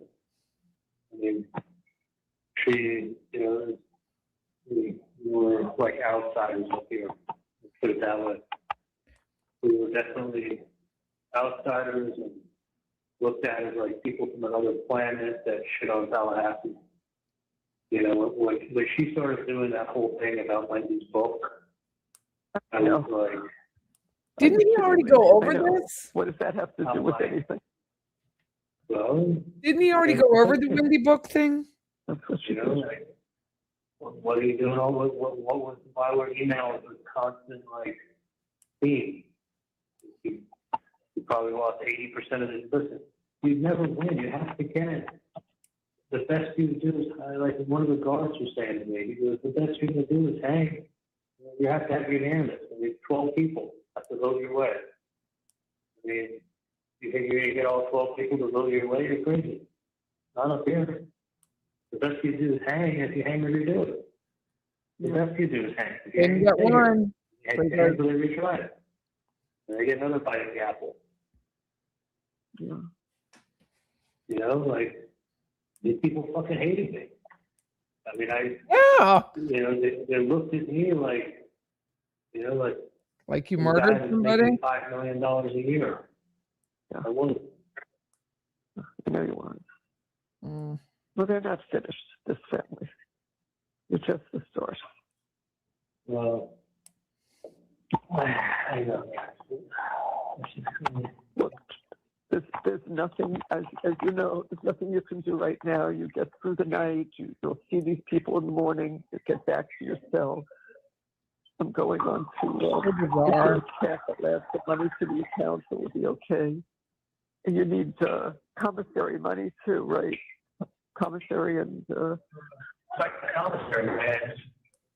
I probably hold off on that because I got commissary money. I just need to get all my shit I gave away. well, check tomorrow and see what you have, and you'll tell me what to order for the eye care, okay? Yeah, hold off until next weekend to order it. And then I think the first camp I get to, I don't think you can order commissary or something. We go a little bit without commissary. Trust me. Until I know it's safe for me to get stuff, I'm not gonna, like, wherever I go, until I know that it's safe, I'm not like, Which call is that, Leslie? She says, I need to hear the call with blood on the walls and shit on the ceiling. I will never forget hearing that and gagging. Which one is that?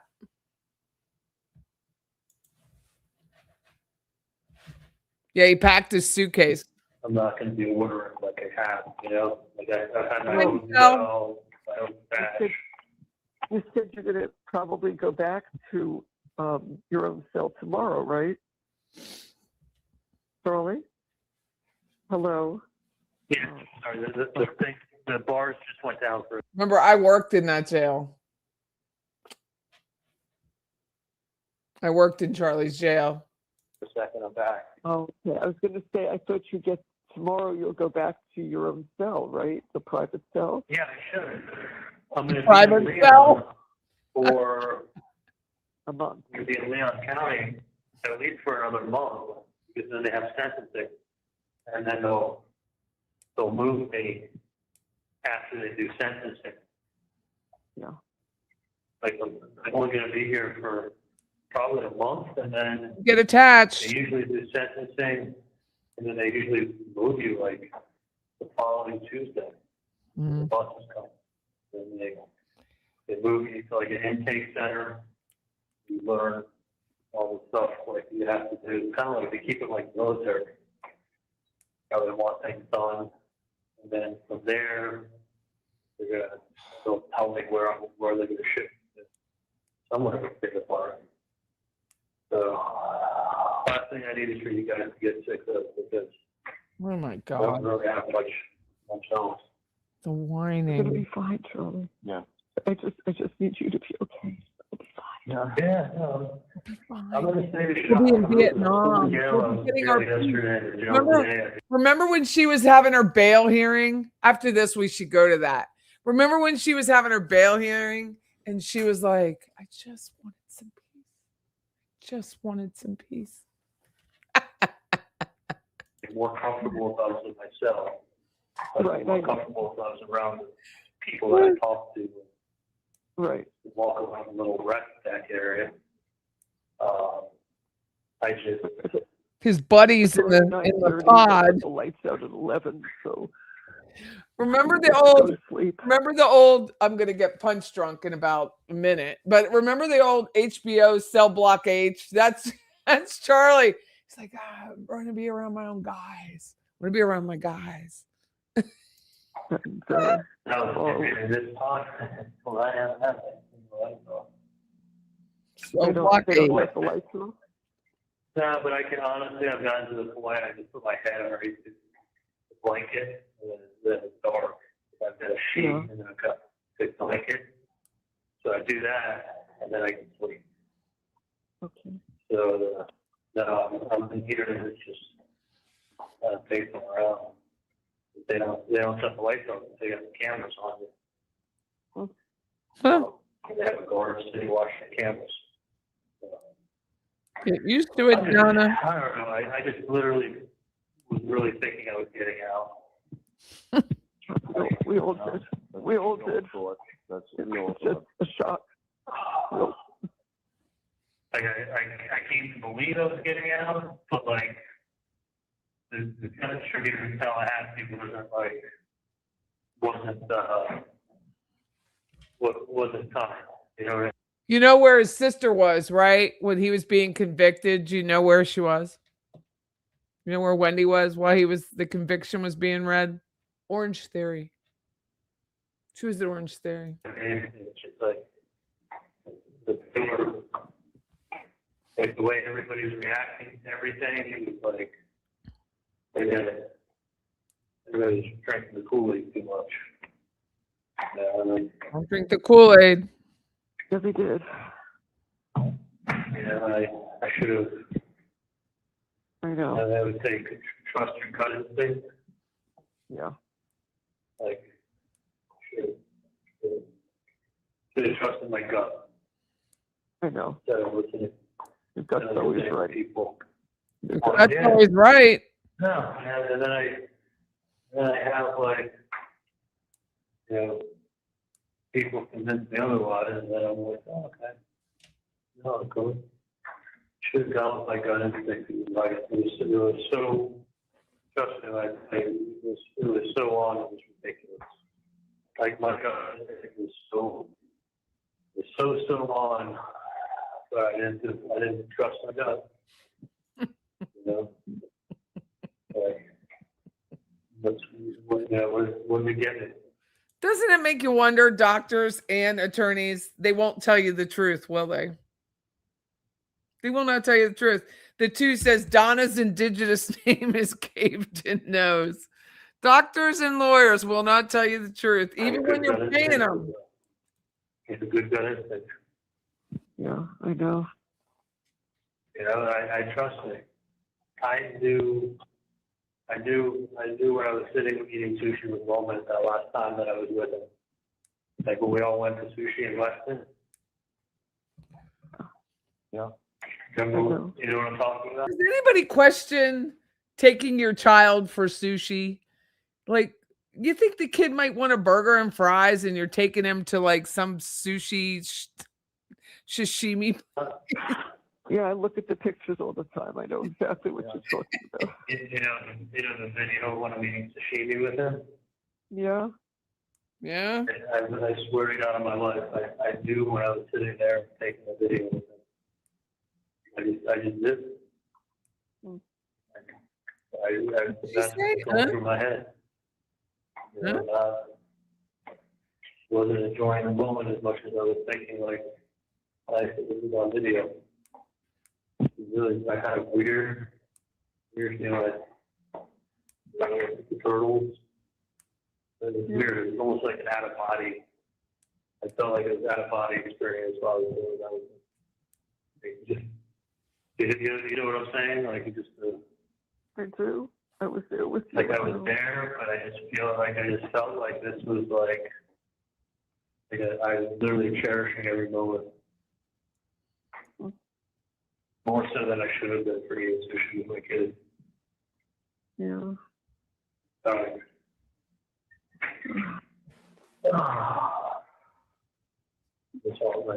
Oh yeah, he was provided for. They put a trust in place for him, I'm sure. I want you guys to take care of yourself because I don't have much else to manage my life with now unless something happens to you guys. I know. So, like, you need to take something to relax. Like, take something to relax. Yeah, So, we will. So, you know what I mean? I do, sweetie. Yeah. I do. Yeah. I know. I know we're going to figure out a lot of shit in the next couple of weeks. Isn't it interesting to be so 3,000 feet for this? Because she's the entire time, talk to Dan.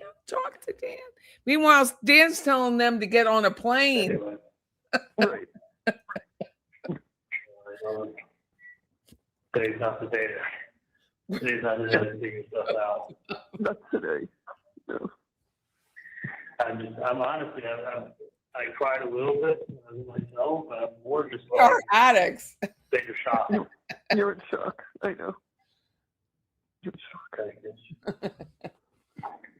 You know, it's very. Silva? You know, we all are.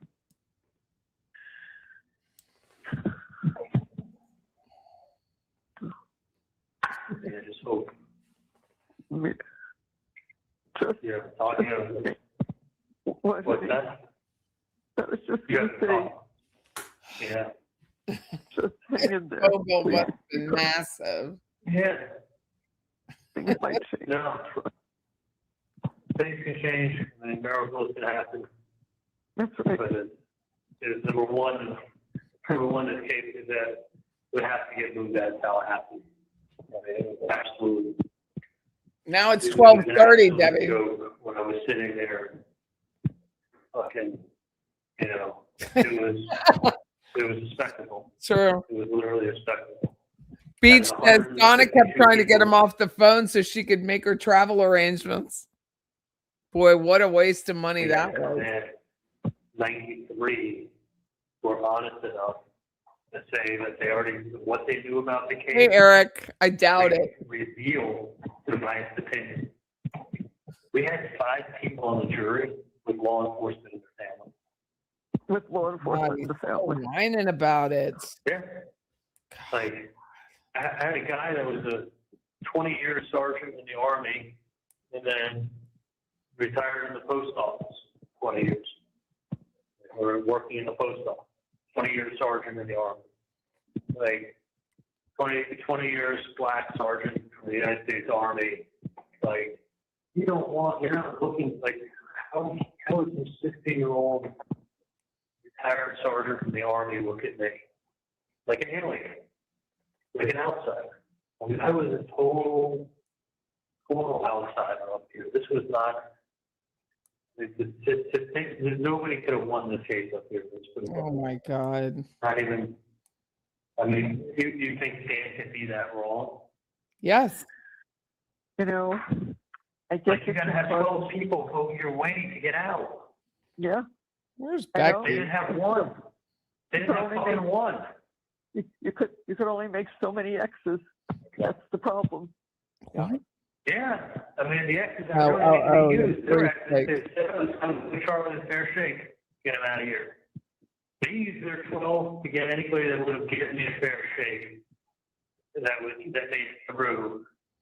I used my, sorry, they're 10. I used my 10 to get rid of people I needed to get rid of. You know, but I still don't, I mean, I know it's the system or whatever, but like, I still don't understand how they can be taking so many things that have nothing to do with the case, from like the whole phone number to email to people's statements who have like vendettas, like, Yeah. and then like present them like, oh, this person said this person said this person said you're arrogant. I mean, he's so arrogant. He's so arrogant. What makes me arrogant? He makes a lot of money. You know, they're just trying to paint the picture. Yeah, they throw some adjectives. You know, you think you're untouchable. I never said I was untouchable. Someone described me as that. Said, now you can keep referring to me. Okay. Well, you're painting me like that, and then you throw that adjective there, and then you spin it, and you come up with a fucking chart that shows that I call the whole phone number only, 99.8% of the time. I never call the whole phone number. What can you call the their own line? Like, The prosecutor knows she threw in lies. She knows exactly what she did. She played games with a jury and got it. Got what she wanted. and she's a Tallahassee person, and I'm not. Very simple. I just, you know what? She was a skilled prosecutor, and you had Dan. I saw the freight train coming. I just, you know what I'm saying? I Yeah. do. We know, Charlie. We know. I know exactly what you saw. So, taking the day off tomorrow, work. Sherry called in. They're fine with it. They understand. She's pretty upset. Yeah, I know. For a while. I know. Did you talk to her? We've been texting back and forth. I couldn't talk. I didn't want to talk to anybody. Talk to you and talk to Dan. That's it. I don't want to talk to anybody else. But I texted, and I know. I understand. I know what happened with her. So I didn't call her again. You can't go to work. Just do it. Yeah, that sucks. Yeah. But Unfortunately, Bree is a victim in all of this. So Like, it's not even, you have to go to work in an hour. Sorry. I just don't want you guys to get sick over it. we'll be okay, Charlie. Try to keep it together, Charlie. We'll try. Really, we'll try. Do everything you can. Yeah. You haven't talked to Wendy at all, have you? I told you, I'm only talking to you and Dan tonight. I don't want to talk to anybody else. I just can't. Did you text with her at all? I just texted. When the verdict came in. That was it. What? Just when the verdict came in. And she was in Orange Theory. What? Very upset. She's very upset. Serious. She was in Orange Theory. Oh. Yeah. Yeah. What we got a lot. Oh, just I chill, love honey. you so much, Charlie. Please. Please, I love you. Just be strong, okay? Just be strong. Yeah. And then we'll be okay. No, listen, I'll be strong. Maybe call Bree again. Yeah. I don't even know if I want to call Janice. I may call her for 2 minutes just to Janice. touch base. But that's it. Yeah. Free still up. Nice. I just look at you. Oh, And they talked to Janice for a few minutes. I don't really. If you don't feel like yourself, that's all. Yeah, I'll call her. I'll call her.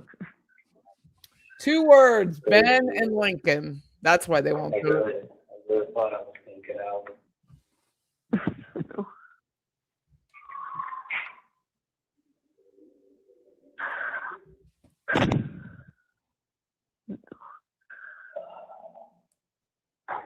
What else is going on? That was you just said to me. Yeah, What is she saying? not much else. Not much else. What? Not much else. Yeah. What did she say? Talk to her and then try to put your head down and just Yeah, take deep breaths, you know. Put your head I'll down. be all right. Take one day at a time. We'll That's get through this. Yes, you will. That's right, Charlie. And hopefully I'll get to see you guys soon at some point. I hope so too. You're never going to see Yeah. her again. I hope so too. No, I will. It's going to be You wouldn't testify. as soon as I want it. But, We'll see you soon, Charlie. What? Wonder what would be? Oh, the email. Oh, the photo. I don't know because it came from the feds. They're such pricks. I don't know. It was only done on their work phone, maybe. We're talking about the photo. If you watch the continuing education between, it was George Kappelman, Jason Newland, and Judge Sheffield, and Jason Newland saying Pat Sanford sent him she didn't recognize him. They were in the airport, and Pat Sanford sent her sent Jason Newland a photo from his phone of Donna Adelson, and they wanted to wait till she was on the jetway, the gangplank, I like to call it, till she was actually fleeing, not just arrest her in the airport. Those groans. Oh my God, Blue River. There's a very different feel to shows that are on after midnight than are on before, right? Yeah, you had to talk to Janice to get rid of all the nasty shit. He's droning. Donna's real rose cauliflower ear. Donna's getting all of her affairs in order, multitasking and not even listening. She does. She goes,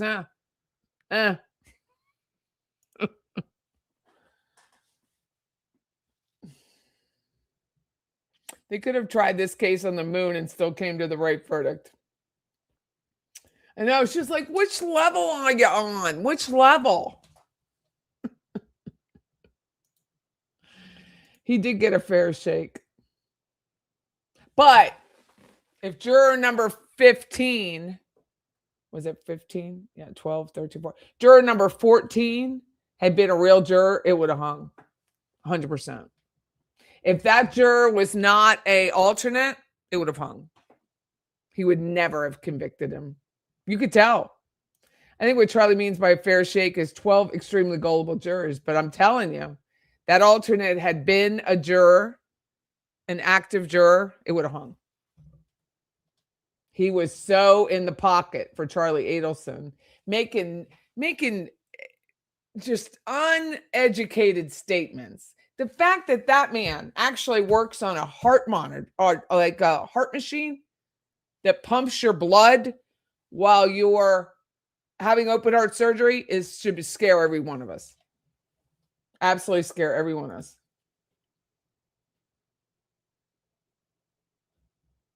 You have a whole conversation with Wendy Lawrence. No.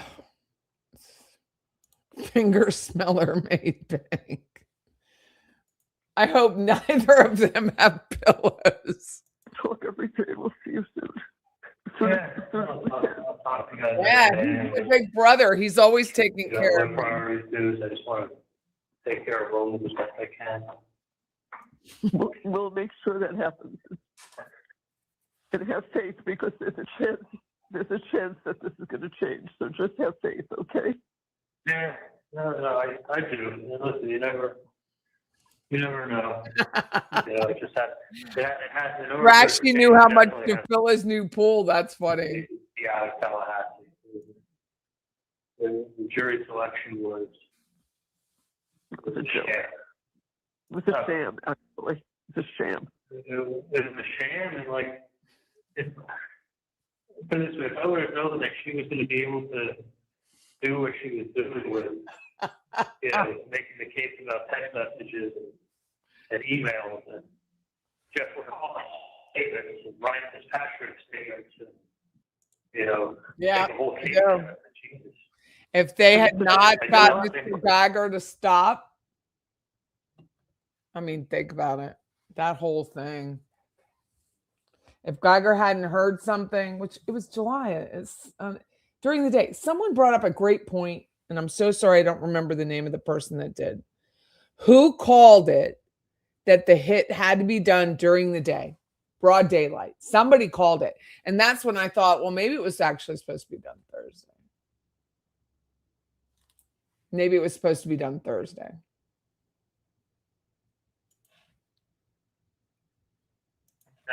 The lying was so obvious. I don't understand why they couldn't see it. It was blatant.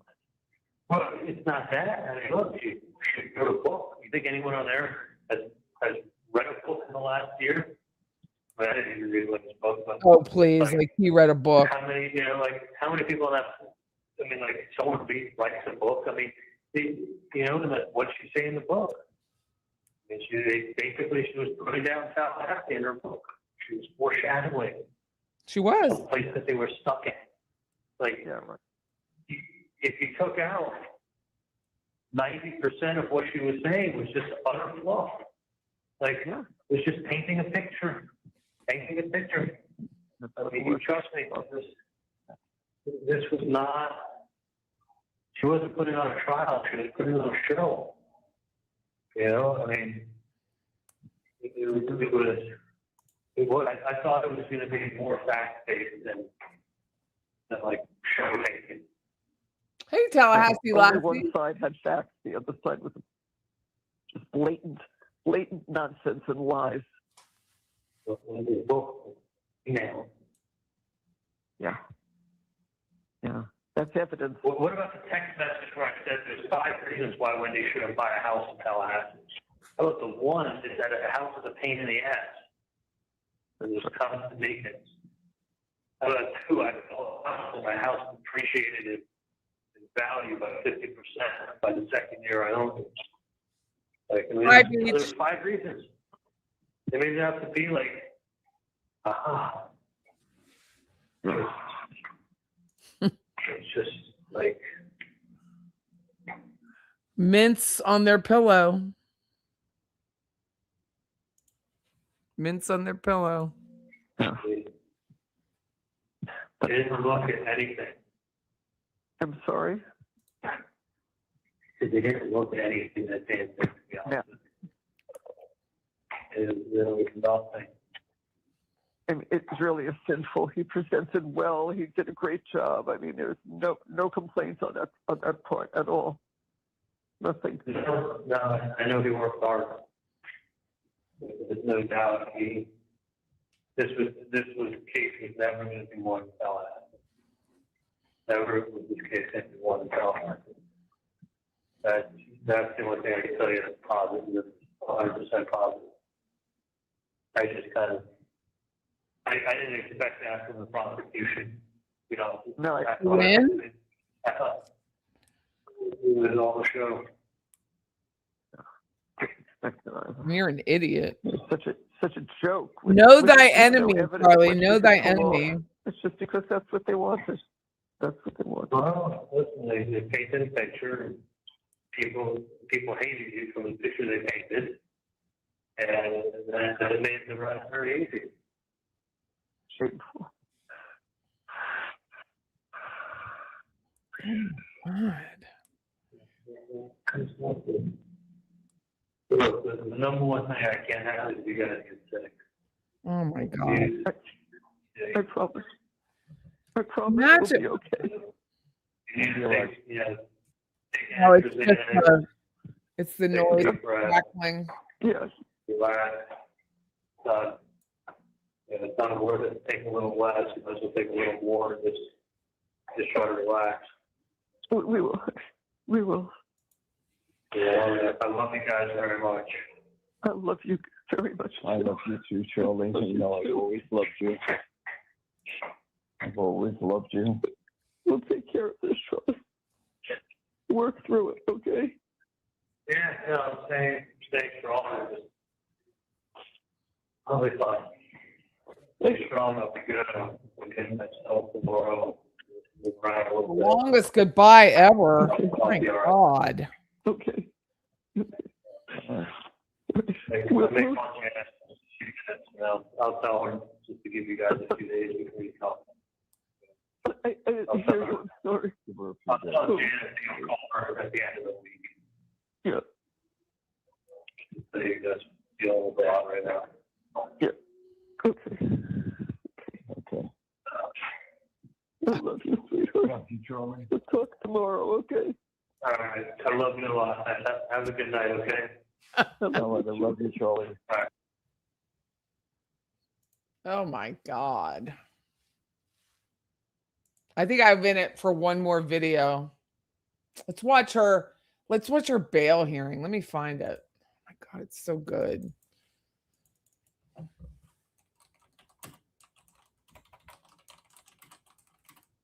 Such a good one. I was there. She's so fucking nuts. It's an hour though. I'll do my best. Thank you, Judge. You gotta see it from the beginning. Wait a minute. We gotta start it though. Adelson,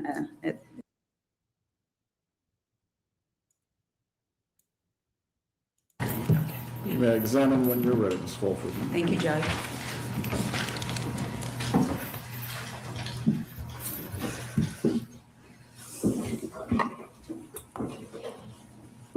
Adelson, at the commencement of the hearing on the motion to suppress you, you said your name for the record, Donna Adelson. Can you tell the court how many times prior to your arrest for the charges that are pending in this case, have you been arrested for criminal offenses? Never. And how long have you been incarcerated at the Leon County Detention Facility? Do you recall? 15 and a half months, 470 days.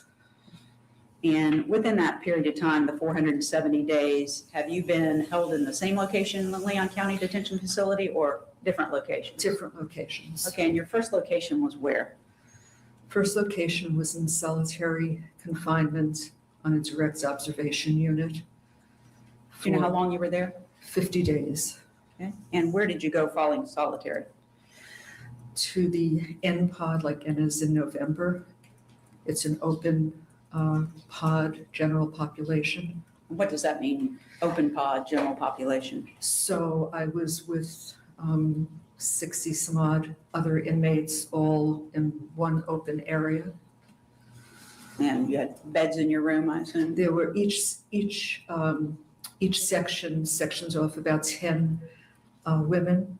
So, and there'd be a cement wall, and then there'd be another 10 women and a cement wall. So it was fairly quiet, actually, even with that many women, because we were separated in small groups, so it wasn't that loud. Okay, and do you recall when you were taken out of the in like Nancy pod? Yes, in August, they said they had maintenance to do and that we would be moved to the annex, which is a building outside of the jail. Okay, and so I'm not going to be specific as to dates, but you're arrested in November of 2023 in solitary confinement for 50 days to whatever date that took you to. January 9th. Okay, and then from January 9th all the way through some date in August of 2024, Correct. you were in the in like Nancy pod. And then you said you were transferred to the annex. Can you describe the conditions inside the annex, please? So the annex is kind of a temporary type building. It's not a brick building. It's kind of like a temporary building, and it's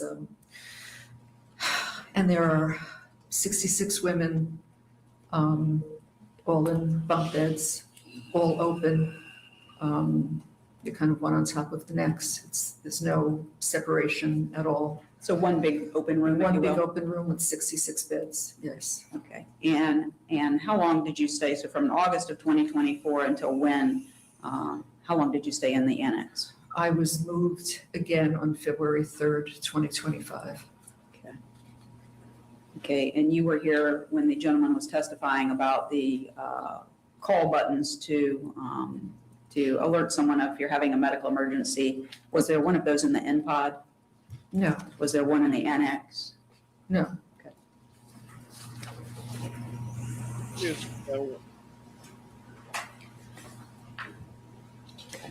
I'd like to start the motion for a bond that we filed in this case, as the court indicated earlier. One of the issues that we have raised are medical conditions that you're facing. So I'd like to start with your medical conditions and present some testimony to the court about those, okay? Okay. Okay. We're not going to go over every medical condition you've had since you've been incarcerated in the jail, but I'd like to start with one that you have that's causing you some pain in your leg and back area. Yes. Okay. Let me just start with this. Sciatica. Can you describe to the court the kind of pain and discomfort that you're having with this particular injury or issue? Yeah, I know what it is because I've had it in the past. It's sciatic pain, and I get like a pulling kind of shooting pain down my legs. Okay.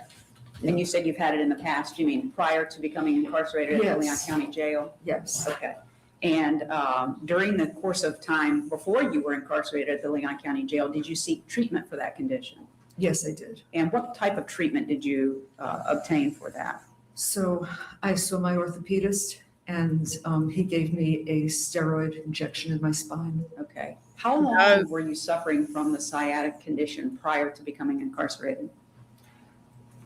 How long the last episode was? Before you were incarcerated in jail, for how many years had you been suffering with the sciatic issue? So no, I had it last about 10 years ago. I haven't had it all this time. Okay. But then it recurred a few months ago. Okay. And what was the treatment that you were provided prior to your incarceration for your sciatic condition?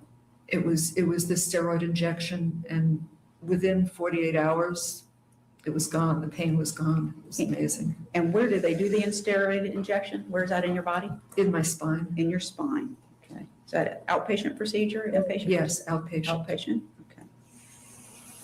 All right. And during the course of time that you've been in the Leon County Jail, did you start to experience the sciatic pain again? Yes, it did. And what did you do when you started to experience that pain? Oh my God, I know. I wrote a sick call, and I went to see the doctor. Okay. Where do you get these sick call forms from? From the nurse. Okay. And when do you have the opportunity to see a nurse to get the sick call forms? Well, they come twice a day. They come in the morning and they come in the evening.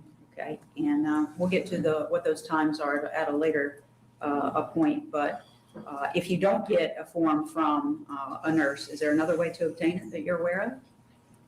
No, that's the only way I've ever gotten it is from a nurse. Okay. Do you recall approximately how far into your incarceration you started having the sciatic issues again? I didn't have it until I was in the annex. So that was sometime over the last, I've been there 6 months. I don't remember the specific date, but I didn't have it before the annex. Okay. Let me set the tune. Okay, so we're in Judge Everett's regular courtroom, which is extremely small. It's like 2 rows on either side that fit like 4.5 people. So we're very close to her, very close. And once you started experiencing it in the annex, did you complete a form to see medical attention? Yes, I did. Okay. And as a result of completing that form, did you have an opportunity to meet with someone in the medical center at the Leon County Jail? I saw the doctor there. And Yes. what happened?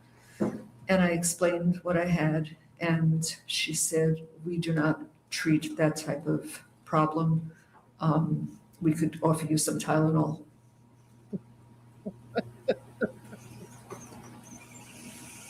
And did they provide you with Tylenol? They did. And has that relieved you of the pain that you suffer? No, it's Tylenol. It's not. It's not gonna do what I need to have done, no. Okay. So sometime since you've been in the annex, you made your first request for treatment for the sciatic issue. Have you requested treatment more than once? Yes. Okay. And have you received any additional opportunities to meet with any of the medical staff regarding this pain? No. What happens when you request treatment They and laugh at you. and you don't get to see them? Do they tell you that you're not going to be allowed to see them again? What No. happens? I usually wait a week, and if I don't hear anything, then I'll write another one, and I'll write, this is a second request, or this is a third request. And then I think they said you're. Remember, the attorney speaking was a judge. She knows exactly what's going to happen. She's just taking this woman's money. It's embarrassing. But she was a judge who was removed from the bench for being like completely unethical. I think I got an answer. They sometimes just answer it and give it to the pod officer, and she'll hand out papers at night, which is the response to your requests. And on that one, they said you're already getting pain medication for this. That was the Tylenol. And the pain medication is just regular Tylenol? Regular Tylenol. Okay. At some point, did you have an opportunity to speak to someone in medical care regarding potential way to resolve some of the pressure in your leg for use of a medical mattress? Yes. So while I was down with the doctor during one visit, she said, you know, what might be helpful, because you're sleeping on metal and the mattress is maybe a half-inch thick, maybe. She said, what would help is if I could get a medical mattress for you. I had never heard that term before, but I said, okay, if you think it'll help, that would be great. And she left the room, she went into another room, and then she came back in and said, yeah, I thought that would be a good idea, but they don't have it here. So my best. No, Debbie, her fillers are falling. Her fillers were falling. That's what was happening. My best thoughts for you would be to get a second mattress, so it'll thicken it a little bit, and that might give you some relief at night. Okay. And did you obtain a second I mattress? did, And this is while you were in the annex? while I was in the annex. How did you get the additional mattress? So the pod officer asked one of the inmates to go where they have extra mattresses. They have piles of 20, 30 No, mattresses there. hey, Misty, this is her bail. So this is well before the first trial, and this was her bail hearing. She was trying to get out on a medical. To go get one of the extra mattresses and put it on my bed so that I had the extra mattress. Okay. And during the time that you were allowed to have the additional mattress, did you get any relief? Yes, at night, because I used to get the pains even if I was just lying down. And that definitely relieved some of the pain at night, so that was good. Okay. And at some point, did they take the additional mattress away? Yes, so on February 3rd, I was moved out of the annex to protective custody in the main jail building. And since I've been there, the officer removed the second mattress. Okay. She said, why do you have this? And I told her why. And she said, well, you can't have this. And So they took it away. okay. And since the additional mattress has been taken away, have you started to experience worsened pain? Yeah, it's worse. Okay. And have you requested any medical treatment for that? Well, I spoke to the doctor, I don't remember the date, shortly after it was taken away. I was down for a different reason, and she said, yeah, I thought it was a good idea, but if you can't have it, you can't have it. Okay. All right. Now, the relief that you got when you were able to have the additional mattress, did that completely take away the pain? No. Okay. No. And do you experience this pain when you're walking, sitting? What? So at the beginning, I was just getting it when I was walking. God. So it limited the amount of walking I could do, but I get it when I'm sitting, I get it lying down, I get it all the time now. So it's not like I have it all the time. It comes and goes, but when it just comes, I could be sitting, I could be standing, it just happens. Okay. We're going to go into more details about how it took place in a few more minutes, but for now, I'd like to talk about, are there any other areas that you are experiencing any pain? Yes, I have a problem with my left arm. And describe to the court what that problem is, what you're feeling, what you're experiencing. Okay, so I have like shooting pain from the top here of my shoulder down the outside of my arm. You know, this reminds me of, you know, when you have a kid, like maybe 5th, 6th grade, and they really don't want to go to school. This is exactly what it reminds me of. The malingering. Into my forearm. Okay, and you're pointing to your left arm. Is that the one you're referring to? It's my left arm. Okay, and so shooting pain down the arm, anything into your hands? Yeah, the pain is like, it's like hot. It's like a burning pain. And my thumb, index, and middle finger have gotten like. It's Judge Everett. This is the judge. It's Judge Everett. Tingling. It almost feels like ants are crawling on them. It's like a numbness of those fingers. Okay, and is this pain that you were experiencing prior to your incarceration at Leon County Jail? No. Okay, about when did this pain begin? With a straight face, he's asking. So I was assaulted by another inmate while I was here at the beginning of October. October 2024? Yes. And when you say here, do you mean the Leon County Jail? Yes. Okay. All right. Since you began experiencing that pain, since October of 2024, have you requested medical treatment? Yes. And what has the response been? They said they would take an x-ray, but in the meantime, I could have Tylenol. Okay. And you said that was in approximately October. Remember when people were saying when she was there, when she was in the courtroom for her trial, oh, she's medicated, she's medicated. Yeah, they don't give you medication in jail. Like they just don't. 2024. Have you been requesting treatment for that pain since October of 2024? Several times. Okay. Yes. And you heard the testimony of the gentleman previously. At some point, did they do an x-ray on your arm?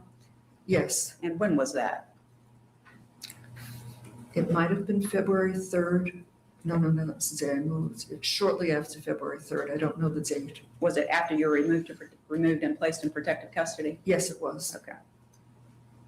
Is the Tylenol helped with the pain that you're experiencing? No.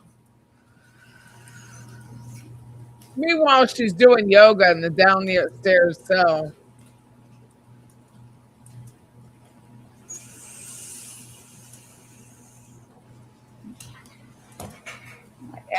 After they performed the x-ray, were you called back into the medical unit?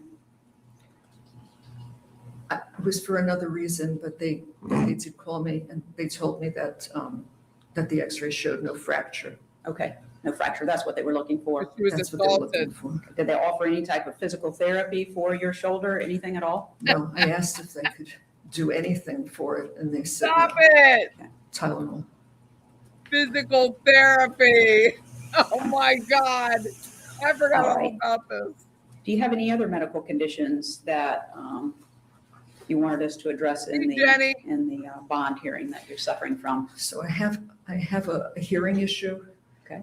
I have a problem. I evidently have very narrow ear canals, and so the wax builds up in my ears to the point that, I mean, I have officers that say to me, "Are you deaf, Adelson?" When I don't respond to them, it's because I don't hear them. And so I did ask for help in the, I asked the doctor if there was anything they could do for me, and I told her what's normally done, and she said, we use Debrox to soften the wax, and then you come down 3 or 4 days later, and we use a bulb syringe to remove it. And I said, that doesn't work. I need a different procedure. And she said, that's all we can do for you. Okay. And did you know, based on your prior treatment before you came into the Leon County Jail, that it required something other than the flushing system? Yes, I did. Do you recall the name of the doctor that you saw for this condition? Yes, I've seen him for years. Dr. Molina. Okay. And Dr. Molino, how long do you think that you saw him for this condition prior to your incarceration? I mean, several years. Okay. 4 years, 5 years, I don't know. Okay. And during the course of his treatment for you, how often would you go to have the wax removed from your small ear canals? Yeah, every 3 to 4 months. If I waited longer than that, couldn't hear. Okay, and did he use a flushing method or did he do something different? No, What did he do? he used some kind He of, laughed at I you. don't know what it's called, but it's some kind of an electronic device that he puts one end in my ear and he's able to One end in your ass. remove the wax. One using end that in your device, ear, the one chemical end in your device. ass. And in your experience prior to incarceration, when you were having that procedure done, did your hearing improve? Immediately. Okay. Yeah, immediately. May I approach the witness, Your Honor? You may. Unbelievable.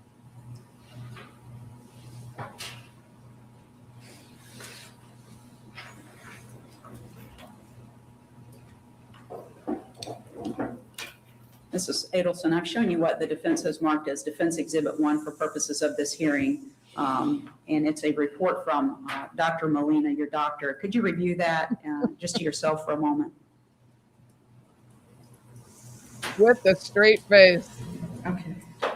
Okay. Does that describe the treatment that he was providing to you? Yes. Okay. And it includes a recommendation that you continue to receive the same treatment, potentially with another ENT in Tallahassee. Is that correct? Yes. Okay. This time the defense would offer Defense Exhibit 1 into evidence. Any objections, defense one? No, sir. Defense one is admitted. Yeah, for sure. You may.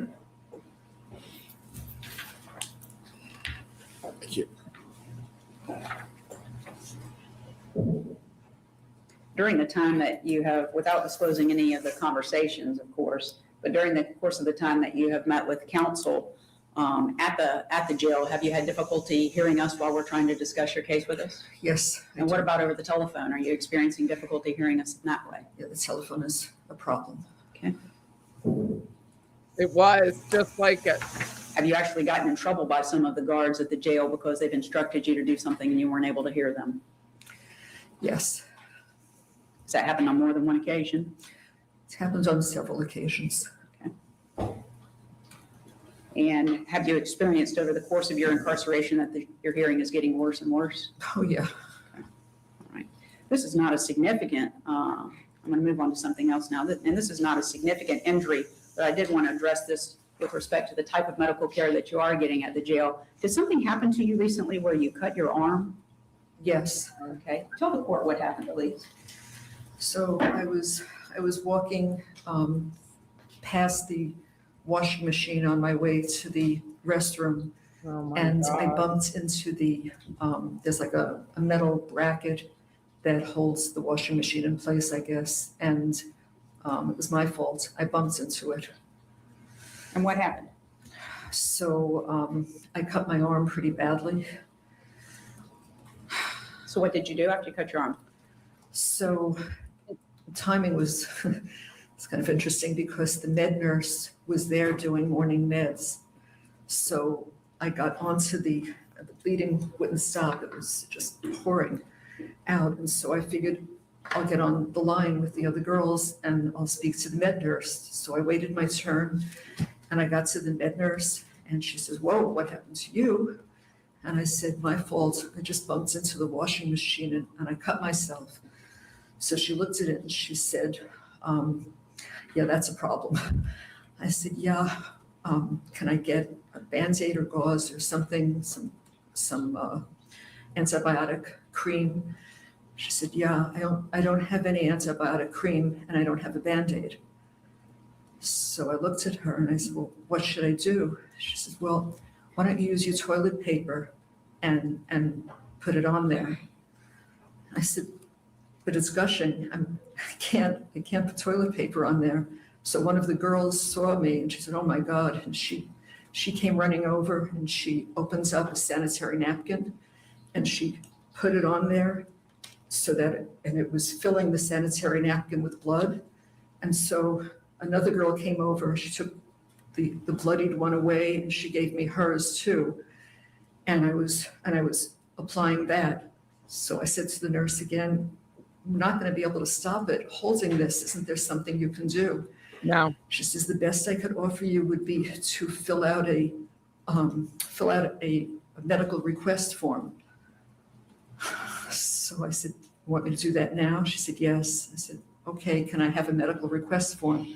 She says, "Oh, I don't have any." I said, "Well, what am I supposed to do?" And she said, I don't know what to That tell you. She sanitary said, maybe the napkin night on nurse there. will have that. Okay, so this was just a couple of days before you were transferred to protective custody, correct? Correct. Okay, do you recall that it was on Saturday, the 1st of February? It was a Saturday morning, yes. Oh, it's my daughter's And birthday. so about what time of morning would this have been if this was the morning med nurse? It could have been 9 or 10, Okay. somewhere in the morning. Okay, and when she told you that she didn't have any sick call forms for you to request a Band-Aid and you would need to get it from the night nurse, approximately what time does the night nurse come? So the night nurse comes anywhere from That would have 11:30 been to me. 2:30 in the morning. 11:30 p.m. to PM. to what time? 2:30 a.m. To 2:30 a.m. Right. And in the meantime, you were supposed to use the feminine pads? I called my husband. He told me to Great elevate alternative. my arm, to wash it, Oh my God. to try to wash it frequently, just to keep my arm up. And that's what I did. And one girl brought over toilet paper, but that was sticking to the wound, so that wasn't good. So I kept borrowing sanitary pads to hold it. Okay, and Borrowing. at some point, did the night nurse come? Yes, she came that night. Okay, and what happened when she got there? She didn't have a Band-Aid either. Okay. She didn't have antibiotic ointment either. And I said, this has been going on since early this morning. Judge, I'm sorry to interrupt, but I just turned around and noticed that some of the state's witnesses have re-entered the courtroom. We had previously revoked the rule for the bond proceeding. All right. And for anyone who is here to testify concerning bond, please step outside the courtroom. Ms. Dugan, is any witness you're intending to call currently in the courtroom? I don't see any. I'm calling Miss Wilson and Deputy Collins. Please continue with your examination, Ms. I Fulton. don't see him Thank you. there. So the night nurse came and the night nurse didn't have a Band-Aid either? No antibiotic, no Band-Aid, and no, the form that I was told to ask her for, the sick call form. She said, I don't have them. We haven't had them in a while.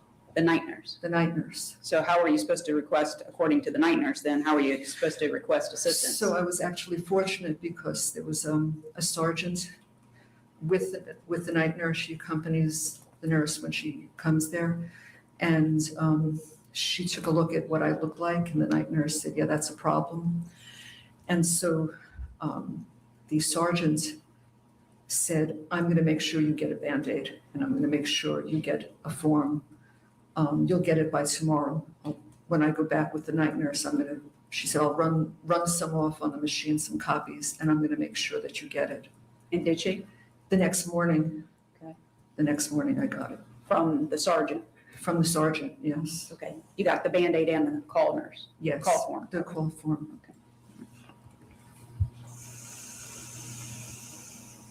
You approach the witness, Your Honor? You may.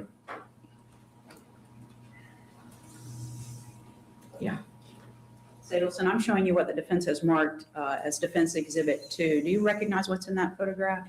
Yeah, And what is that? that's a few days after I got cut, and that's the clear Band-Aid that they gave me to put on top. Okay. After you got the bandage to put on over your wound, did you get additional medical treatment for the wound? So no, not then, about, I don't know how many days later, but when I went down to medical a few days later, they said, how long are you wearing this bandage? And I said, I don't know, 4 or 5 days, whatever it had been. And they said, this should have been cleaned and changed every day. Why didn't you have that done? I said, I don't know. This is what they gave me to put on, and that's what I did. Okay. The photograph, does that truly and accurately depict what your injury looked like the few days after it occurred with the bandage on it? That's what it looked like. The defense would offer Exhibit 2 into evidence. Any objection to defense 2? No, sir. May I approach? You may. Orange is the new black. No, they don't get physical therapy in jail.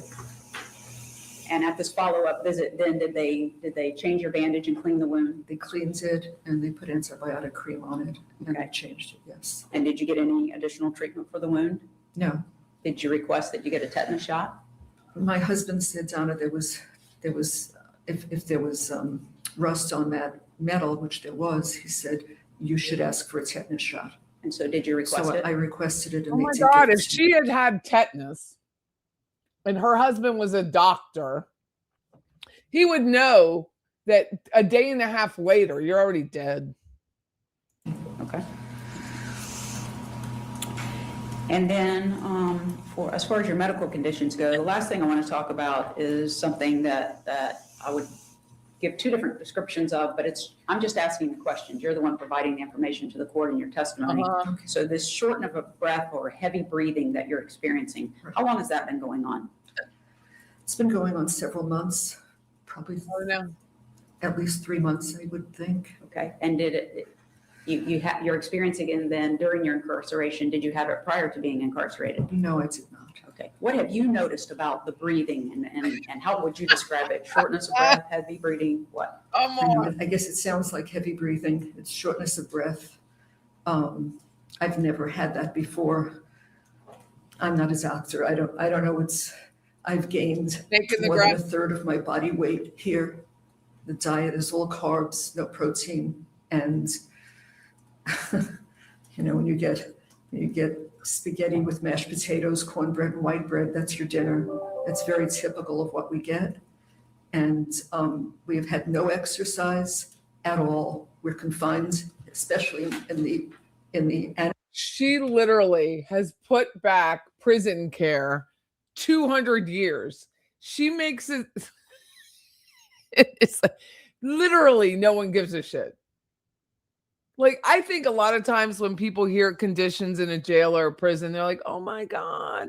Like locally, some guy was the correction officer was actually arrested because he forced some guy to walk across hot pavement in this heat. And the guy said, can I walk in the grass? And he said, no, you can't. Well, I mean, but he wasn't allowed to have a shoe. I think the guy was on suicide watch. I'm like, you can't do that. You're going to, anyway, this guy it's battery and he was charged. No one cares. No one cares if she has like vaginal dryness, didn't get her freaking, did you get any physical therapy? Come on. The annex, we've been confined to our beds almost all the time. Once in a while, we get a pod officer ridiculous that lets us walk, so you can walk in a circle around the girls' beds. But otherwise, there's no. I mean, even if you want to get off your bed and just try to like do stretches or wall push-ups or anything, she says this is not an exercise room. There's no exercising here. We don't get taken outside. Let me stop you. One of these issues at a time. So with respect to the time period when you've been in the annex, which was from August of 24 until recently February of 2025, was it your understanding you're supposed to be taken outside a certain number of times? Well, the inmate handbook says you get a minimum of 3 hours of outside time per day. Per week. Okay. And during your time in the annex, did you experience a week where you got 3 hours of time outside? We haven't gotten 3 hours in 6 months. Okay. How many times did you go outside while you were in the annex? Before you continue, Mrs. Adelson. Yes. We have 30 minutes left in the hearing. Ms. Fulford, I understand your client is disputing the adequacy of the care. We do need to move to the most pertinent matters. Please continue. Okay. We're going to move off of that then. I do want to talk to you then about some physical issues that have taken place in the jail. The first one I want to talk about is an incident that took place in the shower. We're going to do this one briefly. I'm sorry, how much time did you say we had, Judge? 30 more minutes. Including argument? Not including argument. Okay. All right. So the first incident that took place in the shower, could you just briefly describe to the judge what happened there? Yeah, so I always, there's 7 shower heads, but I always take the same one because it's off in a corner, so I have a little bit more privacy than you'd have at the other ones. And so I would always shower there, and I was under the shower and I was washing my hair, And I was the only one in the shower. I always go in early morning because there's nobody there. Most of the girls sleep. So I take a shower and I have a little privacy. And so I was washing my hair, and all of a sudden I felt a hand go up my back, like from the top of my butt, up my back. Donna said, And "But." I yelled, "Stop it!" And I turned, and this girl said, "You like it?" And I said, "Get out of here!" And I started to scream, and she ran. Okay. In the bathroom there, what was this? Which pod was this in? This is in the annex. In the annex. Okay. In the annex, are there guards positioned inside the area where you shower? No. Inside the area where you use the restroom? No. Okay. All right. Can you imagine? The next thing I want to talk about is what transpired in October of, thank you, October of 2024. Oh my God. Where you had said previously you were attacked. What were you doing? Where were you at, first of all, when that took place? In October. So I was in the bathroom. It's 10:30 at night. I went in to brush my teeth. Okay. There are three sink stations in the bathroom. Each one has 4 sinks. And I was at the center station with my back to the door, and I'm a righty, so I was holding my toothbrush with my right hand, and I was balancing myself with my left hand on the sink. I was just brushing my teeth. That's all I was doing. And what happened? And someone came up behind me and pulled my left hand away from the sink and twisted my arm and like jerked it behind my back, like reaching up toward my neck. Okay. Okay. Did And it hurt? Yeah, it hurt. Okay. What happened? It hurt. And I said, "What are you doing?" And she's, in the same breath that she did that with my arm, she said, "You're going to buy me commissary." I said, "I'm going to what?" And she said, "Unless you want those pretty white teeth knocked out of your mouth, you're going to buy me commissary." So I said, okay. And then she named a package that she wanted, and she's out. She was gone. She was just that fast. Okay. How bad would you, on a scale of 1 to 10, how bad would you rate the pain at the time that she did that to you? Oh my God, it was a 10. Okay. I didn't know my arm could, just like I didn't know my arm could reach. It's that just far. like giving birth. And what did you do after she did that to you? So kind of Unbelievable. stood there for a minute, and then I just thought, okay, I'm gonna go back to my bunk. And I went back to my bunk and got under the covers, and I cried. I just stayed under my covers. I didn't come out. Okay. During your entire time in the annex, did this particular inmate remain confined in that area with you? She was in the annex the whole time. Okay. Did you And tattle? I know that you don't want to talk about who did this to you, because why? Why don't you want to disclose who it was? There's one thing I've learned since I'm there is you don't, and the word is snitch, you don't tell on anyone because you'll be sorry you did.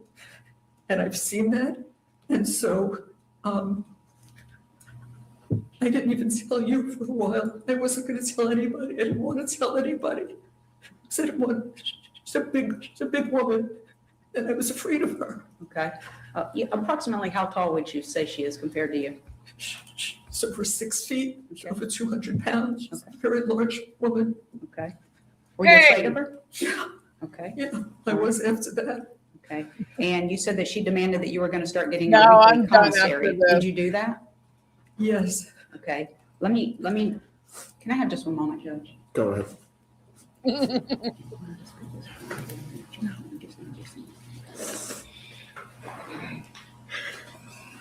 Now you all understand why I work night shift as a nurse, because of this kind of shit.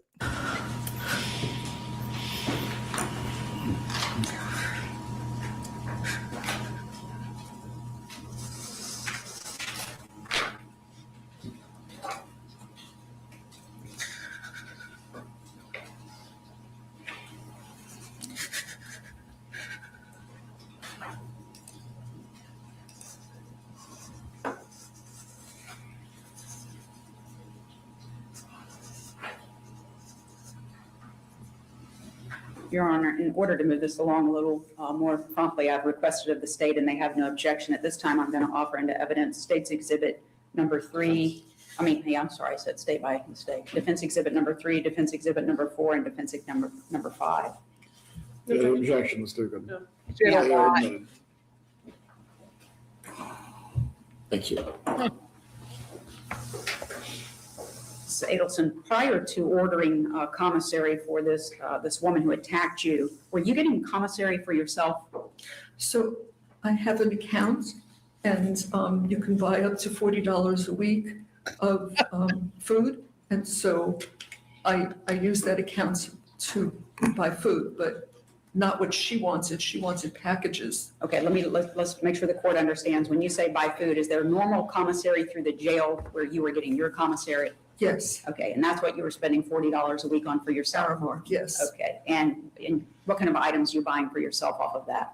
I try to get some protein. I buy tuna fish with mayonnaise and,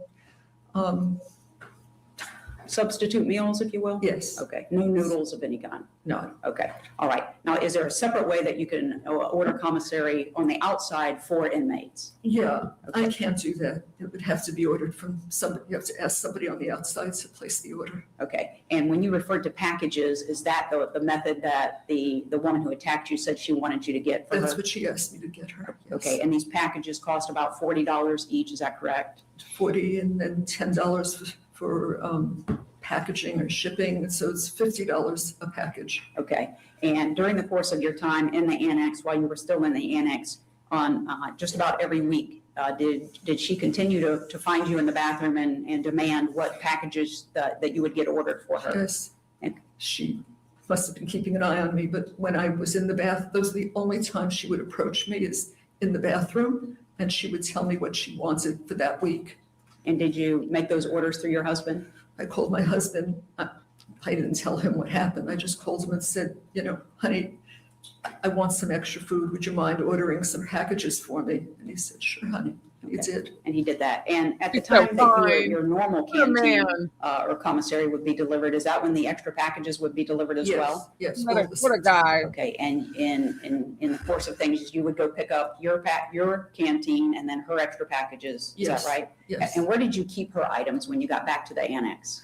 So it was, you have to carry your bin up, and they put the package, they open up a plastic bag and they loosely put all the stuff in the bin. So Loosely. it was all in a bin that I would take back and put under my bed. Okay, and did you keep her eye care packages separated from your canteen? Yes. Okay, and how is it that she would receive her packages? How did she get the So food? she would send, I used to say her minions, she was just pick different girls to come over to me, and they would say, package up 4 soups and 3 bags of chips. And the first time I didn't know what she wanted me to do, and she said, it's for, and she'd mention her name. And I said, well, how am I supposed to do that? She said, just put it in your shirt, I'll meet you in the bathroom. So I would load these things in the top of my shirt, and I would hold the bottom of my shirt like this so that nothing would fall out, and I'd go to the bathroom, and then somebody would follow me in there, and she would take it out, transfer it into her shirt, and walk away. And that continued from the time that she first yanked your arm behind your back in October all the way until you were put into protective custody, is that right? Yes. Okay, when you got into protective custody, in fact, did you receive your last packages for her? So the last package came, I was put into protective custody on a Monday, and Tuesday, the commissary came with those packages and brought them to me. Okay, and do you have that extra food in your protective custody room now? They're sitting there. I don't eat that stuff, so it's all sitting on top of my bunk. It's made up of noodles and chips and things of that nature. Is that correct? That's correct. Okay, all right. I want to talk briefly about your time in protective custody. How big is the room that you're in? 6 by 9. Okay, and are you in this room by yourself? Yes. And is the door, with the exception of when they allow you to come out, is the door kept closed all of the time? It's supposed to be kept closed. Okay, all right. And you're given, I'm kind of leading here, Judge, to try and get us through this, but you're allowed to come out of that room 1 hour per day on Mondays, Wednesdays, and Fridays. Is that correct? That's correct. And on Tuesdays and Thursdays, you get to come out for 20 minutes. Is that 20 right? minutes. Okay, and on the weekends, you don't get to come Not out? at all. Okay, make sure you don't talk over me, okay? I'm sorry. That's okay, we're talking over each other. Okay, I'm sorry. So Saturday and Sunday, you don't come out at all. During your hour, 3 days a week, and your 20 minutes, 2 days a week, is that when you are given the opportunity to take a shower? Yes. If you have time to walk, that's when you walk? So on an hour day, I'll walk for 40 minutes or about, and then I'll take my shower at the end of that, so I get my shower in. Okay, and laundry also, that's what you use that All time of for? that, yes. Other than that, you're locked inside that room? Yes, I am. Okay, now, it was your understanding when you were put into protective custody that there's not ever supposed to be anybody out around you, is that right? That's what I was told. Okay, but protective custody is actually attached to a pod, is it not? Yes. And what pod is that? M-Pod, like Mary. Okay. At some point, did you learn that this individual who attacked you was also, at least for some period of time, in that same area? I'm not sure. I'm not sure where she was. She might have been. Okay. I didn't see her. You didn't see her? I Okay. heard that she was there, but I didn't see her. Okay. Now, you have testified earlier that different guards have kind of different rules that they follow inside the jail. Is that fair to say? That's fair to say. Okay. During the time that you've been in protective custody, when you were told you should not be around anyone else in the pod or otherwise, have there been times when guards would have you around other inmates? Yes. Okay. In fact, was there an occasion where another girl came and knocked on your door wanting you to give her food? Mhm. Yes. Yes, okay. And what happened when you said you would give her I food? believe I I've said listened I have all that extra food. I don't mind giving it to people. So- Okay. And so how were you going to give it to her? Well, that's what I said to her. How am I going to get this to you? And so she gave the guard a high sign, and the guard buzzed the door open. Oh my And God. it was her and a friend of hers, the two of them, and they'd only stepped in my room like a foot, came in, and I gave them some soups. Okay. Is that the only time that you've been around other people since you've been put in protective custody, or have there been other sorts of There have been other situations? times, like yesterday, the officer buzzed my door, so I guess there was something she wanted me to do, so I opened my door, and I came out, and there were maybe, I don't know, half a dozen girls watching TV. I walked past them, and I asked the officer, "What did you want?" And she said, "Oh, I'm sorry, Miss Adelson, I didn't mean to buzz you, just go back to your room." I said, "Okay." So I Okay. turned around and went back. Okay. We have to move along a little bit faster here. So one of the things that's been a big issue for you is lack of sleep. So we're going to just kind of go through this quickly for the Oh court. my But God, you I don't you think I testified have. previously that the nighttime medications 15 more come between 11:30 p.m. and 1:30 or 2 a.m. Is that correct? Yes. Okay. And part of the nighttime medications that you get, is there something in there to assist you to go to sleep? Yes. Okay. And then you get the medication. About how long after that is it before you can go to sleep? From the time I get it, probably a half hour. Okay. All right. And what time are you woken up for breakfast? Between 3 and 3:30. Okay. Yes, last night was 3:10. Just within that half hour range is when it comes. Okay. And once you're woken up for breakfast, are you capable of going back to sleep? No. Have you tried to go back to Oh, sleep? my God. Yes, I try. So that period of that block of time that you get from the time you fall asleep after your night meds until you're woken up for breakfast, that's the only sleep that you're getting while you're incarcerated? That's it. How has that affected you? So, listen, I know older people don't need as much sleep as younger people, but I need more than 2 hours a night. I need more than a good night is 3. One night I had 3.5 hours. It's not enough sleep to stay focused. I mean, I feel like I'm foggy sometimes because I just am sleepy. I'm tired. No, And I can't go to sleep. we don't get their medical records at the jail. No, you don't get it. Not unless there's a big issue. People screaming and yelling. They bang on the doors, they shake the doors. It sounds like a drum in there. It's horrible. So I can't sleep with all that noise going on. And Okay. Do you have legal documents that we have provided to you or prior counsel has provided to you that you need to review to assist in the preparation of your defense? Patty, her trial attorney was the judge who got removed. It wasn't this attorney. Yes, it is this attorney. This is Jackie Fulford, who was the judge who got removed from the bench in McCulloch County. It is this attorney. I was there.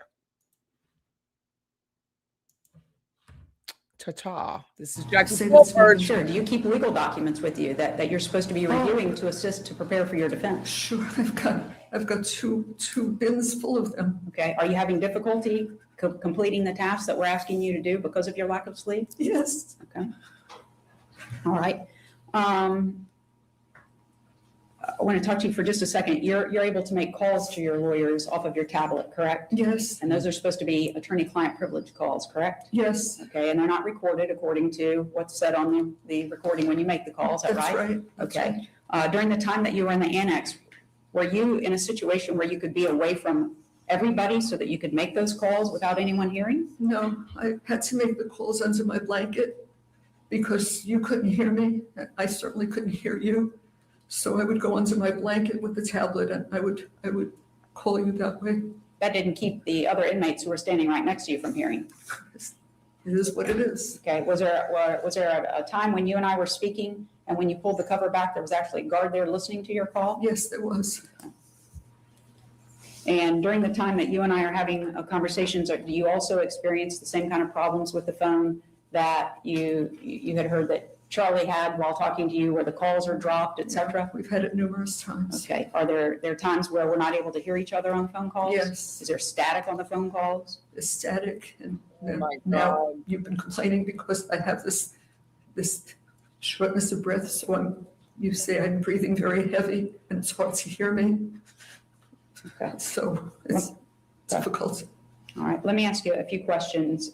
We're requesting that His Honor allow you to be out on bond pending your trial so that you can assist in the preparation of your defense. If His Honor ordered that you reside here in Leon County and not leave Leon County until the conclusion of the trial, would you agree to do that? Oh my God, I forgot. This is the event where Harvey was there and we saw him and his suit was huge. Like his suit was massive. And I was like, oh my God, that's Harvey. And then it was the Alicia Devine, the photographer. I'm like, that's Harvey over there. She's like, look. And that's when he did this face at her when she took his picture. Yes, of course. If he placed you on an electronic monitor, would you agree to take that? Yes. Okay, if he required that you have a curfew from 7 o'clock at night until 7 o'clock in the morning, would you comply with the curfew? I would do that. Do you have the ability to do these things? Yes. Okay, you have the ability to get housing here in Tallahassee where you could live with your husband? Sure. Okay, and if he said that, you can leave outside of the curfew, you can leave to go meet with your lawyers, medical appointments if you need medical appointments, coming to court, those type of things, would you comply with those orders as well? Yes, I'd be grateful just to get a night's sleep. It would be great. Okay, if he ordered that you had to surrender your driver's license during the pendency from now until the end of the trial and not drive, would you agree to comply with that? Yes, I would. What a waste of money. Have just one moment, please.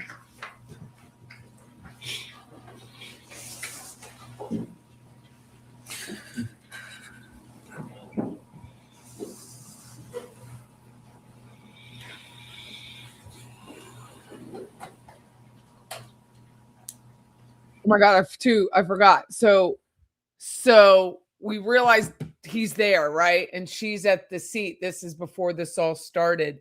And he was trying to talk to her in the thing. And remember earlier, someone wrote that the guy who helped her sit in the chair, he was super handsome. He was about to cold cock Harvey. Like he was like, sit down. Yeah, you don't like, you're not even allowed to mouth anything to one of the inmates.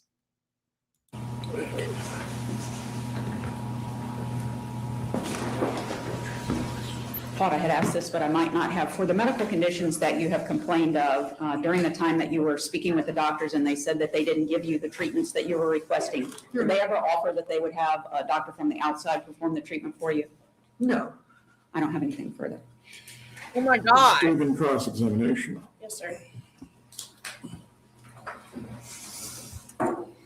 All right, so the incident in the shower, after you let the inmate know that you did not like what she was doing by telling her to stop, did she ever try that again? No. And that inmate's no longer, or you didn't disclose the name of that inmate, but you did tell the investigator that that inmate is no longer in jail with you, right? She's no longer there. She left shortly after that. Okay, as far as the arm twist incident from October of 2024, you said you reported that in February of 2025? Yes. Okay, and you wouldn't give the name, you said you wouldn't give the name of her to the investigator either, okay? No. But you do know that if you would give her name, that instead of you being separated from the pod, she could be separated from you and you could be back with the general population. Yeah, but she's not the only one that could hurt me. That's why I wouldn't do it. She had a half a dozen girls that came up to me. Was there ever any physical violence by her or anyone she's friends with after that October 24 incident? No, that was it, that day. And by being in solitary confinement, does it give you an opportunity to have a quieter space where you can prepare for trial? I guess it would be a quiet space if I could get some sleep and I would be able to concentrate on what I'm supposed to do. Yes, that would be helpful. Do you also get in-person visits with your attorney in jail? I do. Okay, and when that happens, are you in a room alone with him or her or both? Yes, yes, And y'all are able to have conversations then that are private? yes.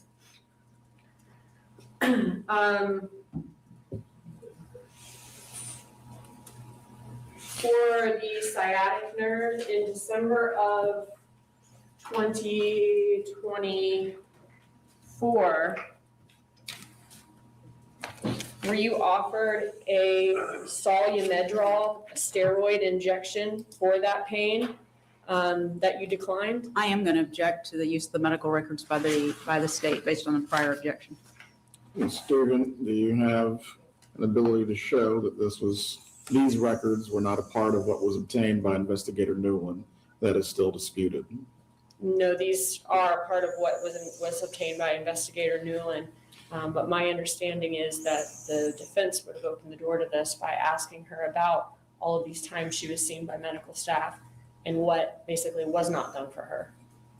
As to that, I will permit the witness to answer. You may answer, Ms. Adelsons. Could you ask me one more time? Miracle Whip, Debbie. It's Miracle Whip. For the sciatic pain that radiates down your right leg, were you offered a Solumedrol, a steroid injection, and then after that, a Medrol, so a steroid dose pack that you declined until you were able to speak with your physician? No, I told her that in the past I had gotten a steroid injection in my spine, and she said, we don't do that. I could offer you, and it was a Medrol dose pack, I think. A Solumedrol I could offer injection? you that, but we don't do that. And having had sciatica twice in my lifetime, I know what's been done each time, and I know that worked. And so she said, we can't do that. We don't offer that. You would need to see a specialist for that. Okay. I'm going to show you this page. I'm looking at the encounter from December 13th, 2024 at 3:22 p.m. What does it say? Offered patient a Solumedrol injection and then starting tomorrow a Medrol dose pack. Patient requests to decline until she can speak with her physician. I don't know what a Solumedrol injection, but she told me they don't give steroidal injections in the spine. She says, we don't do that. And I don't recall her offering an injection. I do remember she said, I could give you other medication. But I've been there. I've done that. I know what happens with sciatica, and I know what needs to be done. That's not going to be the answer. For your arm and shoulder pain, isn't it true that you reported you had mild pain in your left arm and shoulder? No, I heard that gentleman say that before. I couldn't believe it. I told her that I had severe burning pain down the outer part of my arm. I never used the word mild pain. So I don't know where they got that from, but that's not what I said. Okay. I'm going to show you the encounter from February 3rd, 2025 at 2:29 p.m. Under musculoskeletal, does it say positive for left upper extremity limited ROM range of motion, comma, mild pain? That's what it says, but that's not what I said. She did. No way is that pain mild. So Yeah, that's just what the doctor would have written down, but you're saying that's not what you told.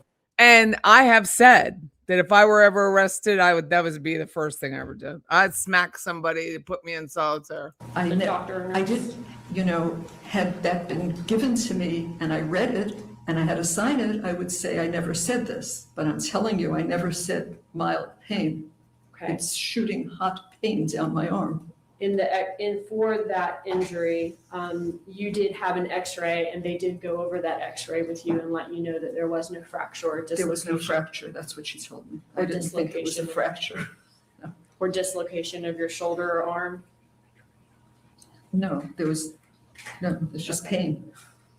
And they also went over your chest X-ray results with you to let you know that your chest X-ray appeared clear. Yes. Okay. You ultimately received the Band-Aid and Neosporin for the cut on your elbow. Yes, I got that on, I think it was Saturday. When did I get that? On Monday. Okay, so within a day or two of the cut occurring. Yes. And you said that if you are given a bond, you will reside in Tallahassee, you will follow court orders. But when you were afraid of being arrested right after Charlie Adelson's trial, isn't it true that you hoped that you could get to the airport before you were arrested? I wasn't afraid of being arrested. What were you trying to get to the airport in time for? In that jail My cell? husband and I were literally shocked and traumatized at what had happened to Charlie. And he said, we need to just get some peace. We need to catch our breath. We're going to go away somewhere. And I thought it was a good idea because I couldn't think straight. I really couldn't think straight. I was so upset, and so was he. And it was his idea. He said, sweetheart, let's go, just get away. We're gonna just get away somewhere so we can have some time to think. Okay, so your testimony is that you weren't trying to go to Vietnam because you wouldn't be able to be extradited from there. So my husband actually had said, we've been to Vietnam before with friends. We were on vacation, and it really was like a place of peace. And so he said, if we go to a non-extradition country, then if the law enforcement decided that they wanted to arrest you or me, whatever, both, he said, we won't be sitting in a foreign prison waiting months to go back. We could buy a ticket and we can go home. And my understanding was that I could go home and I could turn myself in if that's what they wanted. Okay, but you were hoping to make it out of America in time before you were arrested, right? I wanted to get away. Thank He you, wanted to Debbie. get Thank away. you so much. That's what we wanted to do. And it wasn't, we spoke to our attorneys. I asked them, they said there's no pending. We purposely called them to make sure it was legal to do it. And they said there's no, what were their words? There's no pending charges and there's no warrants. So you want to go. And so I thought you asked your attorneys and they tell you that, I'm going. But Dan did tell you, as you say in the jail call, that knowing what they're thinking up there, I don't know if you'll make it out in time. I really don't. But that he said you might, or you might get to the airport and they'll stop you. It could happen. That's what he said. Right. So you went to the airport knowing that it could happen. They could stop you at the airport. You could end up being arrested. Yeah, that's what Dan said. Right. And when you were looking at places to go those couple of days after Charlie Adelson's trial, you were specifically looking, though, for countries that did not have extradition with the U.S. For the reason I just told you. Right. And the reason that you're saying that you were looking for countries with no extradition was so that you could get back faster in order to be arrested in the U.S. What are you talking about? Patty, this is Maricel Descalzo. No, it's not. It was Jackie Fulford, I swear. No, that's not what I Wasn't said. that Tyler? It's because, I don't know, maybe we watched Maricel too much was TV gone or long too before many this. movies, She's but gone I've long seen before this. movies where people are Yeah. stuck in like third world prisons and waiting and waiting and waiting. And my feeling Thank was, you. this is not what we want to happen. If the state says they want us to come back, we'll buy a ticket, we'll come back on our own terms. We don't have to be sitting in a jail somewhere. We'll come back home and turn On our ourselves own in. But terms. you have done that no matter what country you went to? Yes, it's Karen. No, Yeah, no, it's Karen. No. Sarah You Catherine couldn't have found out Dugan. that you had a warrant for your arrest and come back if there was an extradition. Oh my well, warrant? not if they would, I'm not a, We would come back on our own terms, which means we're not coming back. So funny. I'm not in law enforcement, but it appears that they would notify law enforcement in that country and then they could hold you in a jail for God knows how long. And I didn't want that to happen. So he said, well, that's why we'll do it this way, honey. That way, if they do notify us, so we get a phone call from our attorney or from law enforcement, then we'll buy a ticket, we'll go home. Okay. And so it would have been on our terms. That was the point. That was the reason that he thought that was a good idea. And your Before you testimony, continue, Ms. Dugan, we are over time. If you please can get to your most pertinent questions. yes, sir. I guess your testimony ultimately, though, is that you were not trying to go to a country with no extradition because you were trying to avoid being held accountable for this charge. That's your testimony?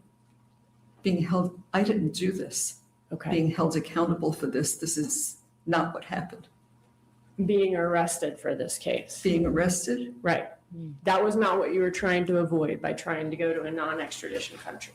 we were trying to get our heads on straight and just breathe. That's all that happened to you. Any redirect examination for Mrs. Adelson? Long after the skull, though. Just one question, Judge. You may proceed. The testimony was you were offered an x-ray. You were never offered an MRI for your shoulder, were you? No. Thank you. You may step down, Mrs. Adelson. There's nothing wrong with her shoulder. Watch Deputy, that. please assist her to her seat. The best part. Does the defense have any other? They didn't show it. Dang nabbit.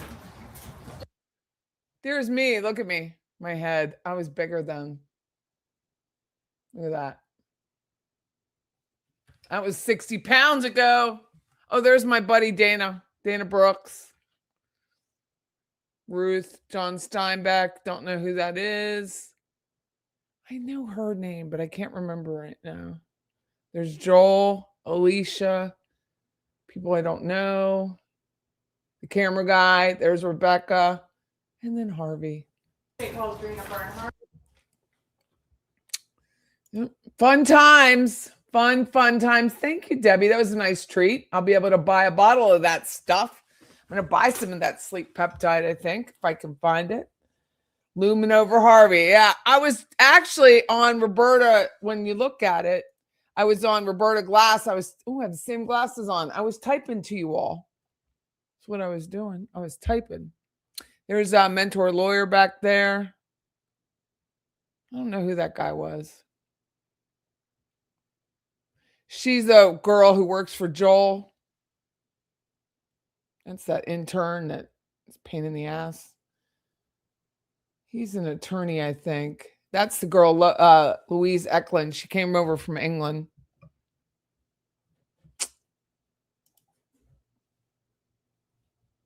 Good times indeed. That was.